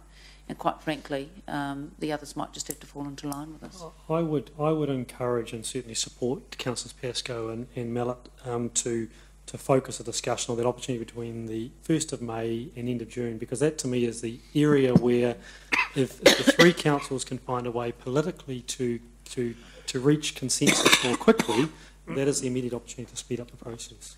Okay. So that's a point of discussion I think that could occur at the governance group next week. All right, thank you. Are there any other questions on this item? Right, so we've just got to receive the report. Is someone going to move that? I wish to speak on it, please. Oh, sure. So Councillor Pascoe, will you move this? I'm happy to move. And Councillor Mallet, you'll second it. Thank you. Yes, you can. Yes, look, obviously I respect that I have different views, but I assure you I'm really looking forward to the work that, has been resolved to do, and I'm obviously wanting to look forward to the shared services model and see, and I'm hoping a robust review of that plus the CCO. Full confidence in our two members of our governance team. I will state as a, ordinary elected member of the Hamilton City Council, my surprise, and I can't think of a situation where you had a company that had a 70% shareholding in a venture, where in fact the 30% shareholders suddenly don't consult with the directors that represent the 70% shareholding in terms of chairing and deputy chair. And I think that thank you very much, I think there's a degree of goodwill that I'd expect from this point forward. I would expect all members of the governance group to work together, and certainly be cognizant that Councillor Pascoe and Councillor Mannett represent a 74% share of a venture if we're moving forward. And if we're going to move forward towards a CCO, I certainly would want a more cooperative model than what I've perceived. Okay, councillors, so we're going to vote on this, so we might vote on the voices. All those in favour? Aye. Against? No. Okay, thank you very much, Leah. Right, the next item is item 18, which is the river plan. And Jake and Brian, welcome. And also acknowledge Kerry Golter and Jen Palmer on the river group, working group, the governance group. Welcome along. Thank you. Okay. Thank you, Your Worship. The report's pretty self-explanatory. Look, this is the final approval stage, hopefully, for this project. 276 submissions were received. They've been carefully considered by the River Plan Group a few weeks ago, and attachments 1 and 2 to the staff report will give you an analysis, quite a good little analysis there of the submissions and the nature of those submissions, and the recommended responses to the matters that have been raised. Look, overall, the nature of the submissions, I think, were pretty supportive of the plan, the direction of the plan. They understood it represented a long-term strategic view, and that it was a visionary document, and they tended to focus on matters that would be more properly picked up at the project definition stage. So as we go to the next stage of the various projects in the river plan, a lot of the information that was received through this process will be very, very helpful. I think it's fair to recognise now that in the current environment, the funding is obviously going to be a challenge, particularly after yesterday. All I'd really say is that this is a visionary plan. It's not the funding detail that's still to come. That was always the intent. The plan was to set a vision and a range of opportunities. They've been prioritised. Sure, there's been some timeframes put against those, but that was appropriate to indicate phasing. The next step, really, through implementation, is to work out what funding is available for those projects.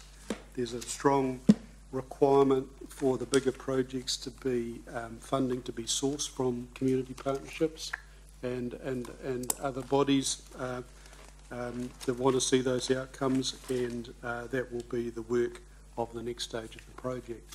Perhaps just to finish, Your Worship, no major changes are suggested to the document for those reasons, and just reflecting the implementation structure, if you like, here actually moves to the Chief Executive's office. You'll see a diagram within the plan there, and that indicates really that the next stage is the money stage, and where we have to deploy all of our resources to see how the plan can move forward.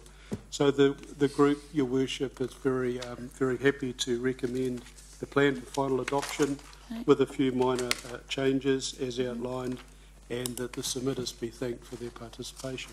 Right, thank you. Any questions on this document? Yes, Councillor Mallon. Just a question, and it's repeated as a response. One of the responses that we have to submitters, and it's 3 times through, is so the first one's on page 48 of 54, and it's responding to the first bunch of issues, which is Wellington Street Beach. The concept images in the plan are not design solutions. They are conceptual visual tools to create an experience and communicate an aspiration. The final design of projects will likely differ from what is visually proposed in the indicative concept.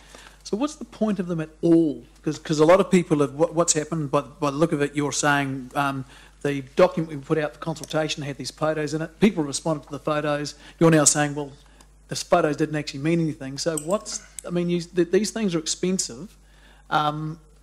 If you're going to respond like that, why on earth put them in there at all? Well, I really don't think there's any other way of taking a conceptual planning document forward other than indicating broad concepts. Quite a lot of time was taken by the group to make sure that they were as sort of meaningful and representative as possible. But the other side of it is there's still an awful lot of work to be done before the details landed. So the River Plan Group was very, very keen to say this is our best stab at what we think it's going to look like, but without closing the door and saying it's a done deal and that's the whole, that's the end game. So the disclaimer, if you like, there really is pretty essential. A lot of the submissions that we've actually flushed out through this process have actually been really helpful because they've dived down to the next level of detail. But it was, in my view, not a bad stab at giving an indication of what it might look like without saying it's a done deal. Yeah, but then all you do in here, what we say is this is not. Please don't expect it to look anything like this. Well, no, I know what you're saying. I think we are expecting it to look quite a lot conceptually like's been put out there.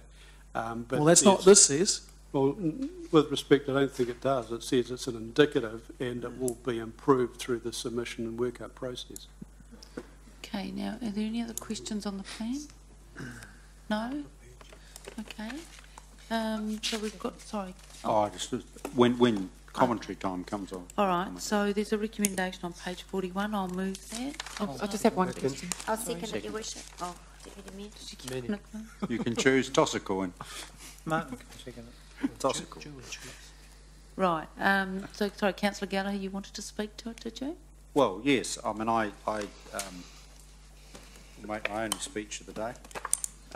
I just think this is obviously a significant part of a significant journey. And yesterday we had a good, robust and challenging discussion around our LTP, which I respect and I think is very healthy, and there's some further work to be done. Whether we get ultimate unanimous agreement, that remains to be seen. I made brief allusions to my sort of manifesto policy, what I went to the electorate on as a candidate for the local elections. And one of those planks was picking up, I think, what is a strong desire out there in the community to promote. We have two meetings going on. To promote the river project.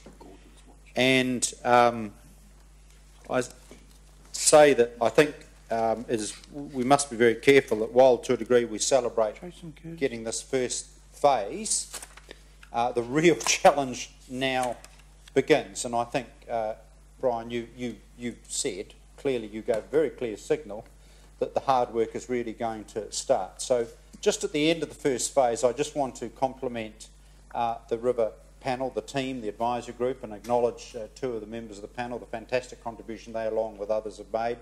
To Jacob and his team and Brian, I think there's been some excellent staff. And I have to say, I'm not necessarily always fulsome with my praise for Her Worship, but I acknowledge that in terms of that day-to-day driving it, I went to the meetings and that was great and the direction, but I certainly acknowledge the work that Her Worship did individually with the team in terms of that detail, in terms of the micro detail, and let me place that on record. I have a strong desire that if humanly possible, this plan will either have an overwhelming majority of support in this chamber or will be a consensus position if we can get it. I think early in the new year it's really important that we, in as an open and transparent way as possible, we workshop as much as possible with staff and the colleagues to work the money, to see where the money fits, to look at where the partnerships are, And also, notwithstanding this document talks about various stages and parts, but if there are opportunities that jump at us sooner rather than later, then we dive in and we do that if opportunity knocks. Someone says, well, is this a sort of a real thing? I think it's as real as it can get in that it gives some vision.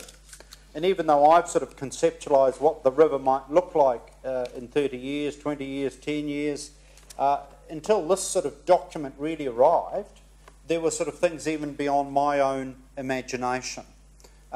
Take the garden bridge, the Piketty Garden Bridge. Never really thought of that personally. I don't think that's necessarily a big ticket item, but we can probably do it, all right? But it's a kind of the imagination stuff. Look at the St Andrews Golf Course. Now, obviously, we've got to do a lot of talking with the St Andrews Golf Course, but conceptually, it tells us something. It tells us around people having an open mind and innovation. And I was stopped at my dentist surgery the other day, and she said, get on with this river plan. And I'm just finding the feedback that I'm getting, the one thing that's sort of exciting people is the getting on with the river plan. And dare I say it, I was reading in the paper, was it today or yesterday, this couple were facing a lifetime of renting in Auckland and their aspiration for home ownership. And I'll relate the two, bear with me. Hopefully they will own a home in Auckland, but if that's not possible, here's the news. If you want to own a home, have a look at Hamilton.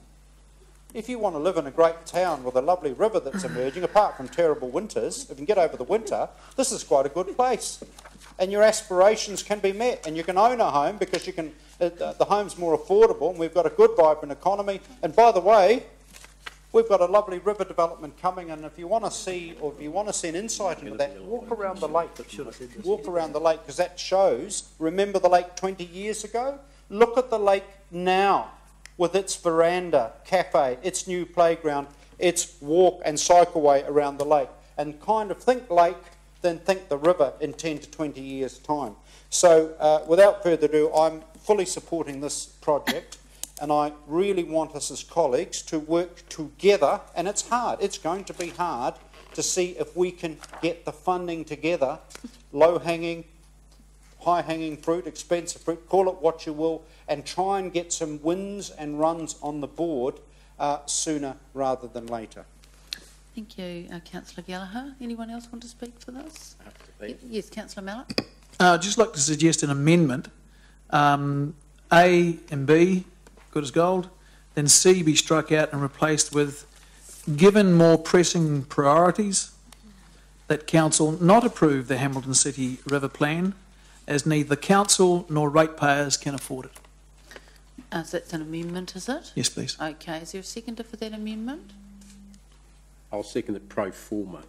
What does that mean? It's a quite common term What business. does it mean? Of the standing It means that I've seconded it, but that it's an invoice, but you don't have to pay it. I haven't committed to vote for it yet. I'll say yeah, Right, second. so that's a So new you're not term supporting for it then? standing order. No, I'm not saying Pro either forma, way. which means I'm supporting it, so supporting the amendment, but I may not vote for it. No, that's not what I'm seconding it. Yes, so that's what I'm saying, sorry, seconding it. Yes. Given more pressing priorities, comma, that Council not approve the Hamilton City River Plan. How come it's not going up there? Worship, is that not a direct negative? It is a direct negative. No, I'm accepting one A and B. You're the democracy manager, so you tell us if it's direct negative. I would consider that that's a direct negative to C, and the members should foreshadow that as an alternative motion if the motion is lost. Right. That would be my advice.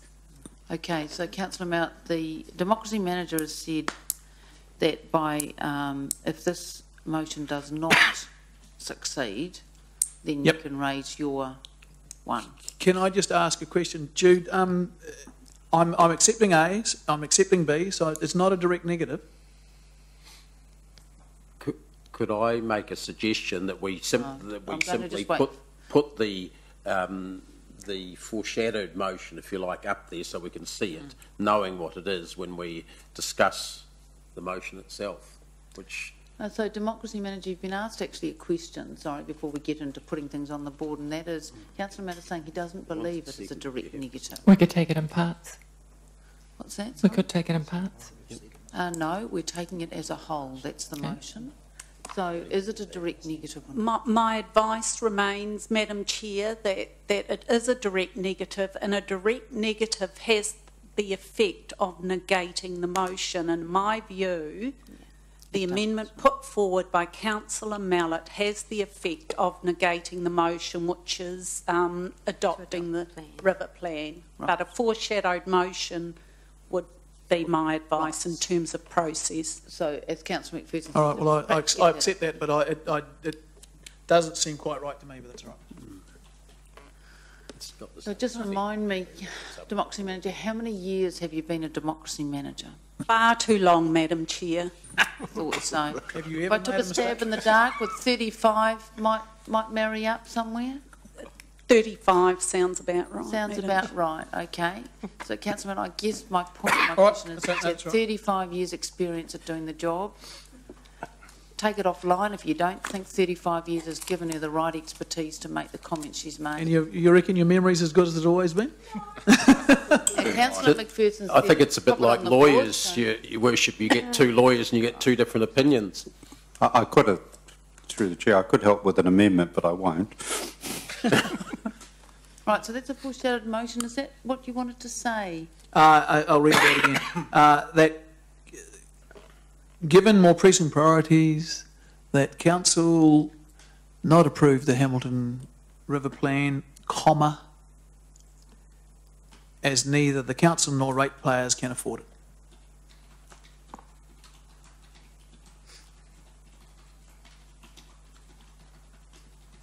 And A and B would be both in there. In A and B, it'd be the same.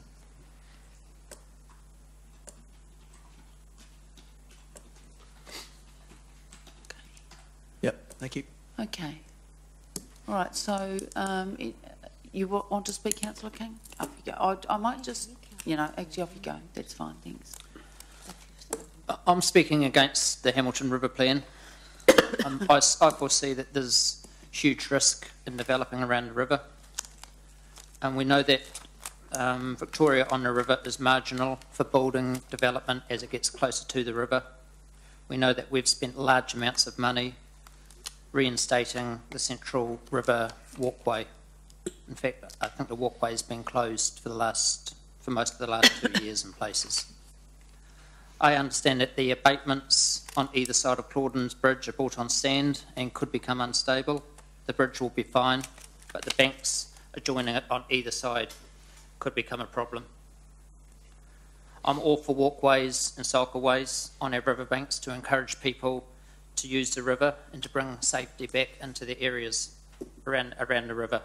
But I'm not for spending tens of millions of dollars on proposed multiple pedestrian bridges that this plan includes. Let's make what we have work first. Some of the cobblestones on our walkways aren't even stable in areas. Point of order, Madam Chair. I just wanted to, sorry, I've taken a little bit of time to do this. Understanding Order 3.7.7, Councillor Mallett has already spoken to the motion. He can't foreshadow or put an amendment. Democracy Manager, could you check that? Right, so that's interfering in what, Councillor King was in the middle of his... But a point of order takes precedence. Yes, that relates to the foreshadowed motion, does Yep. it? Yes. Okay, so can you just hold that? Just a point of clarification. When did I speak on the? I can't remember. Maybe did I speak today? So, what did I say? can we? So just stop. I apologise, Councillor King, because you were going through your speech. So I do apologise because I thought the point of order might have been in relation to your speech. All this point of So, order. so can we just park that issue and let Councillor King finish what he was saying? Thank you. Sorry to interrupt your flow. Thank you. Some of the cobblestones on the walkway aren't even stable in some areas as the riverbank is moving. Go for a walk and check it out for yourselves. The River Group is made up of politicians, planners, urban designers, architects and others. They have put forward wonderful ideas. But what about the stability of the riverbank, and what about the funding? Oh, no, that's asking. What will the budget be to maintain the stability and to build and to put these ideas into place? We need to crawl before we can walk. We need to first walk on creating linkages from the central business district to the river before bringing in other areas. We're casting the net too wide. I understand for the last 20 years plus, Council's own planning documents promoted just that. But the reality is that we've seen parking lots created instead of city-enhancing developments. Perhaps this hasn't happened because we can't develop economically due to engineering stability issues. In my lifetime, I've seen houses in Ann Street underwater. I've seen the rowing clubs underwater. I've seen floods. I've seen the riverbank regularly closed. I've seen river operators come and go, and none of them seeming to be able to maintain any long-term viability. At the moment, we are not maintaining well what we already have. Night lighting has been removed. River paths are in constant state of disrepair, and other utilities such as river stormwater networks rupture, which cause erosion problems. I cannot support this plan without first knowing what the construction costs are and the whole of life operating costs. Okay, thank you. Now, I'm just going to take this issue that Councillor O'Leary raised. Do you understand what that is? Yes, I heard what Councillor O'Leary said, but in my notes, Madam Chair, I don't have Councillor Mallett listed in the debate as a speaker either for or against the motion. I have him down as having asked questions responded to. Right, okay. And then when I went to him, he raised an amendment, which then turned out to be a foreshadowed motion. Yes, and a foreshadowed motion is not a formal motion until on the table. Right, so. Okay. So to clarify then, he's still able to speak in the debate? That is my view, That Madam answers Chair. your question, Councillor O'Leary. Right, so is there any other speakers for or against on this? Councillor Mallett? The last couple of days we've been considering our 10-year plan, which I have lovingly named the Fudget Budget. In that 10-year plan, we have pretended to remain within our fiscal strategy, 3.8% rate increases, within a debt ceiling, arguments about whether it's 440 or 200% of city revenue, and we are failing to meet any of those, what I consider to be reasonably prudent fiscal guidelines. I'm on record constantly saying that 3.8 is not an acceptable rate increase. However, it is better than what I'll ever get, I think.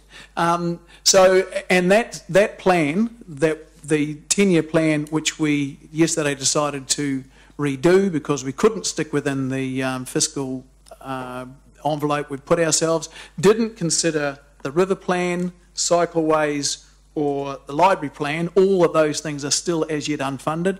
The argument for blowing the budget, the 3.8 and or the debt ceilings that we'd set, was that we had to consider city growth. And there are huge expenditures going to be required if we want the city to grow. This was all key infrastructure stuff. We are already blowing our plan without having enough funding for future growth, without even considering the river plan, the cycleways, or the library plans, and anything else that might come up. So at the moment, the city simply cannot afford the river plan. It's as simple as that. The budget just won't work. Right, any other speakers for or against? Councillor McPherson? Thank you, Your Worship. I wouldn't describe the budget quite the same way as Councillor Mallett, but I share some of those concerns, and also Councillor King's.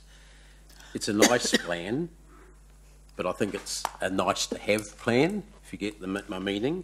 Adopting a plan that we can't afford, and we haven't identified where we could afford it or how we could afford it or when we could afford it, and we haven't quantified, will cause it just to be an update like version 20.7, I think we're probably up to, of all of our pile of river plans and river area plans that we've had for some years.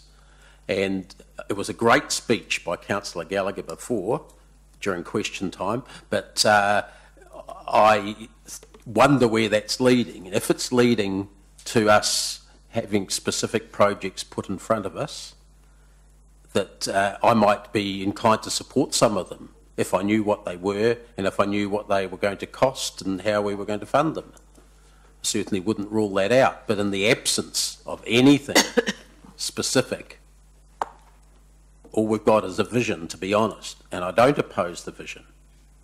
And I think it's very handy to have a vision to guide anything we might do or any opportunities that might come up in the future.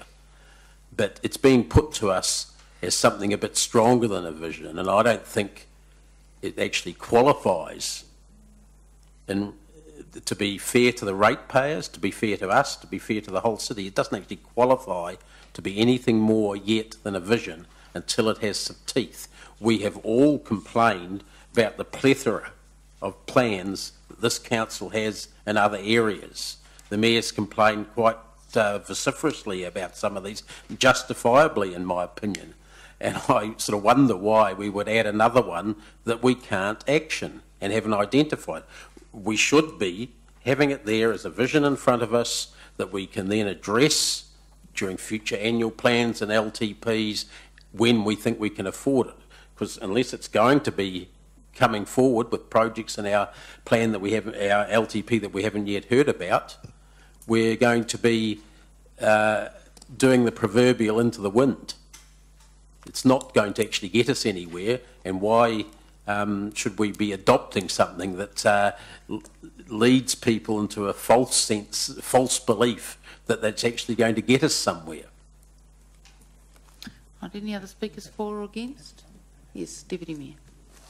Yes, thanks, Your Worship. I just want to say that yesterday and today has been a kind of a black day in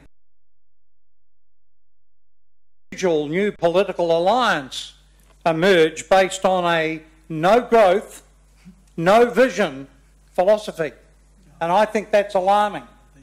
And when people understand the decision we made yesterday, which was based on incorrect mathematics in any case, that the signal that we're putting out there is no growth and no vision. This city has accepted the concept of the river plan.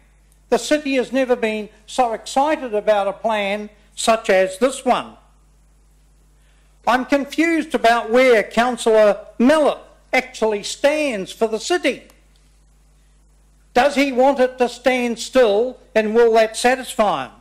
And Councillor King, just a couple of days ago, was arguing with us urgently to go out with the chequebook and buy 2 buildings on the river to open it up to the river. So where are you today? Excuse me, that was confidential. No, it's not an excuse me.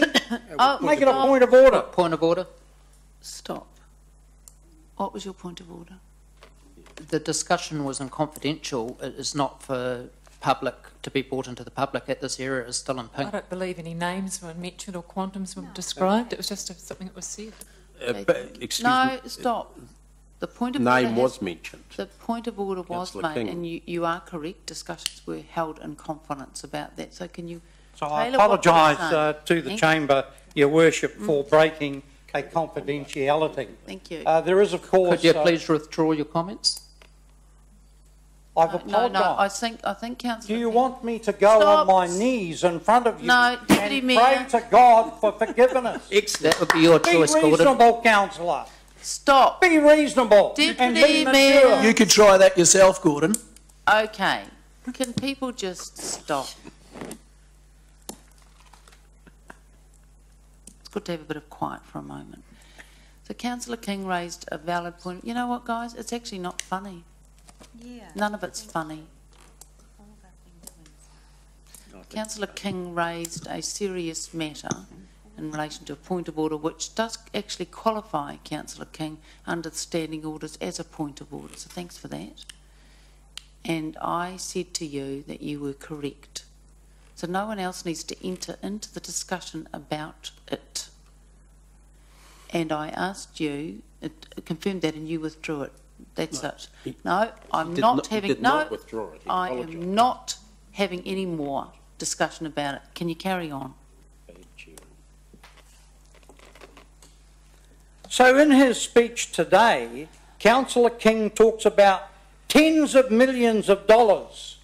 And I look at point 28 on page 42, and I will read it in case there is a difficulty with the English language. A proposal to fund the river plan will be presented to Council in February 2015. What you are approving today is a vision for the next 30 years. And the community of Hamilton wants that vision.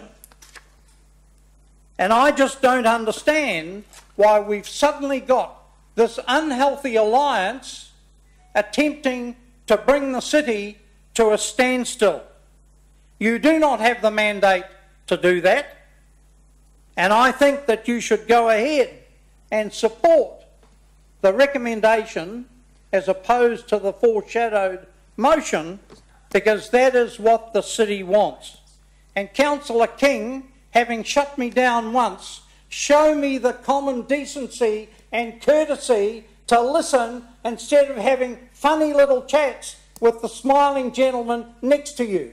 I deserve some respect. Point of order. When I'm speaking. Point of order, Your Worship. And the point of order? If you listen, the councillor's making assertions about things that are of no... how can he interpret what people are doing? The fact that people happen to be whispering to other people has got nothing to do with what he's saying. The fact that people happen to be smiling has got nothing to do with what he's saying. So the point of order, when I look at 3.13... is falsely accusing people of pulling faces. That must be in there somewhere. It's not. Naturally smiling face. There is no alliance. No, stop. No, stop.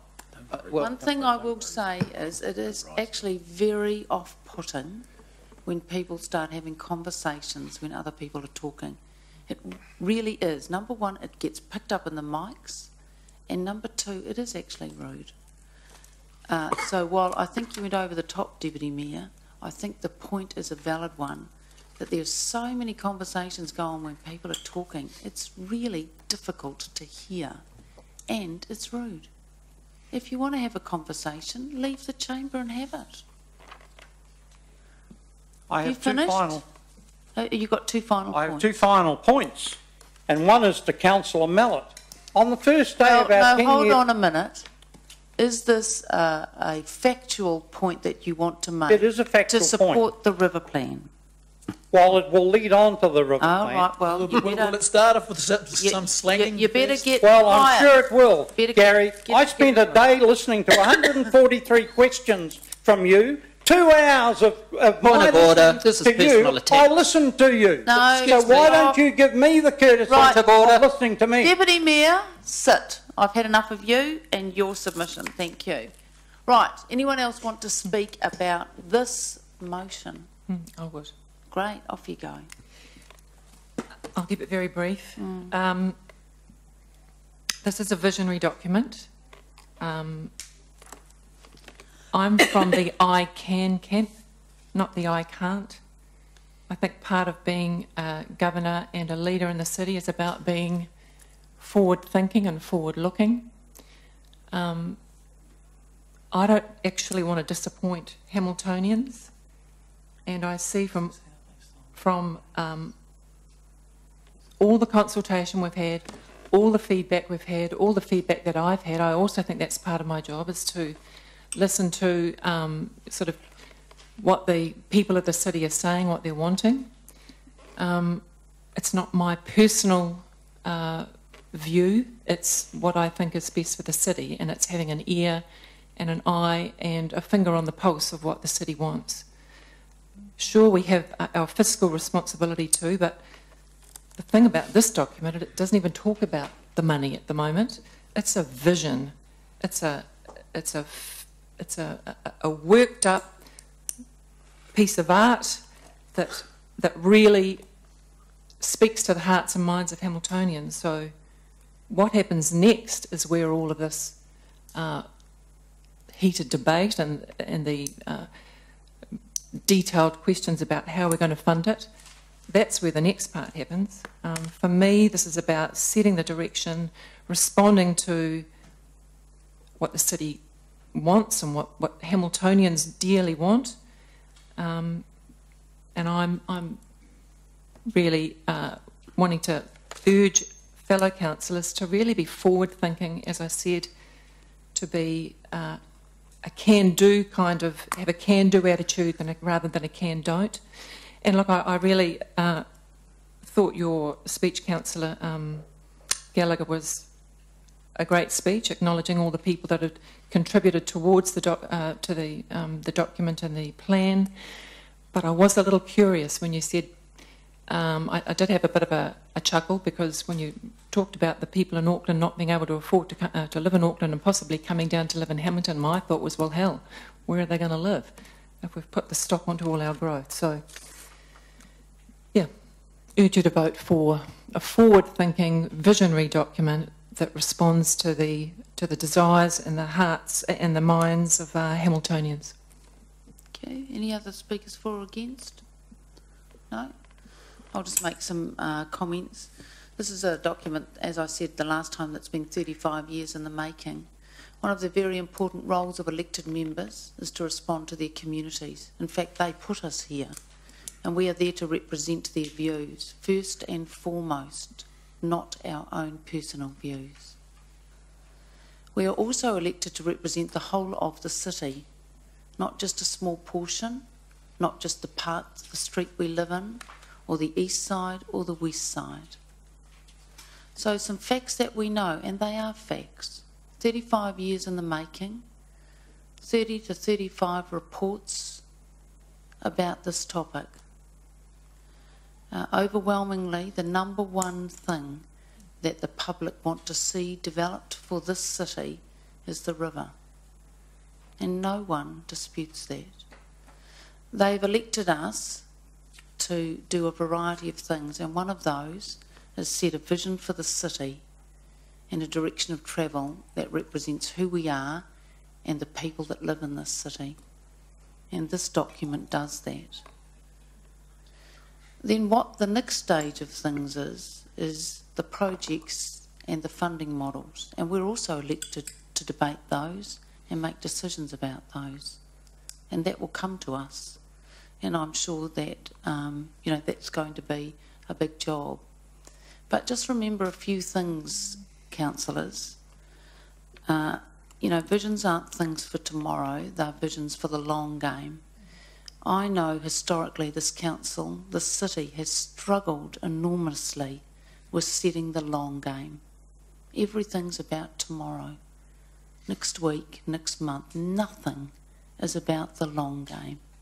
This is about the long game, 30 years long game. And if you don't start on that journey, you will never get there. And this document will take us there. And that's a good thing.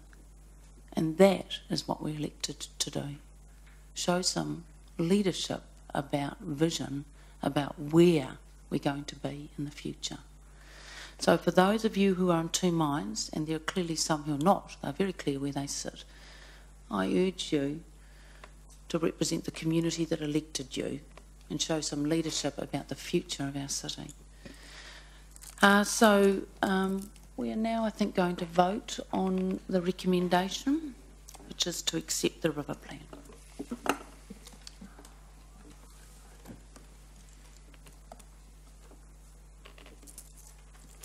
Carried 10 votes for, 2 against.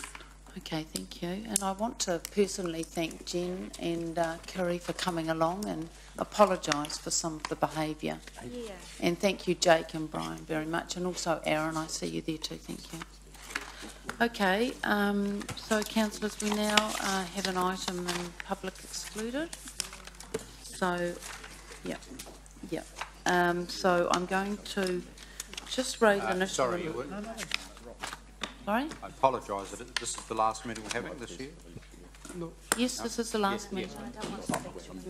But before you obviously thank the staff, I just want to acknowledge your chairing of meetings. We haven't always agreed, but I think this is our last meeting, and it's been challenging. That's the nature of the business, but I certainly want to place on record, sure, I speak for all the colleagues, for the wonderful work to Richard and the team, and all the hard work, and acknowledge your chairmanship. Thank you, Councillor Gallagher.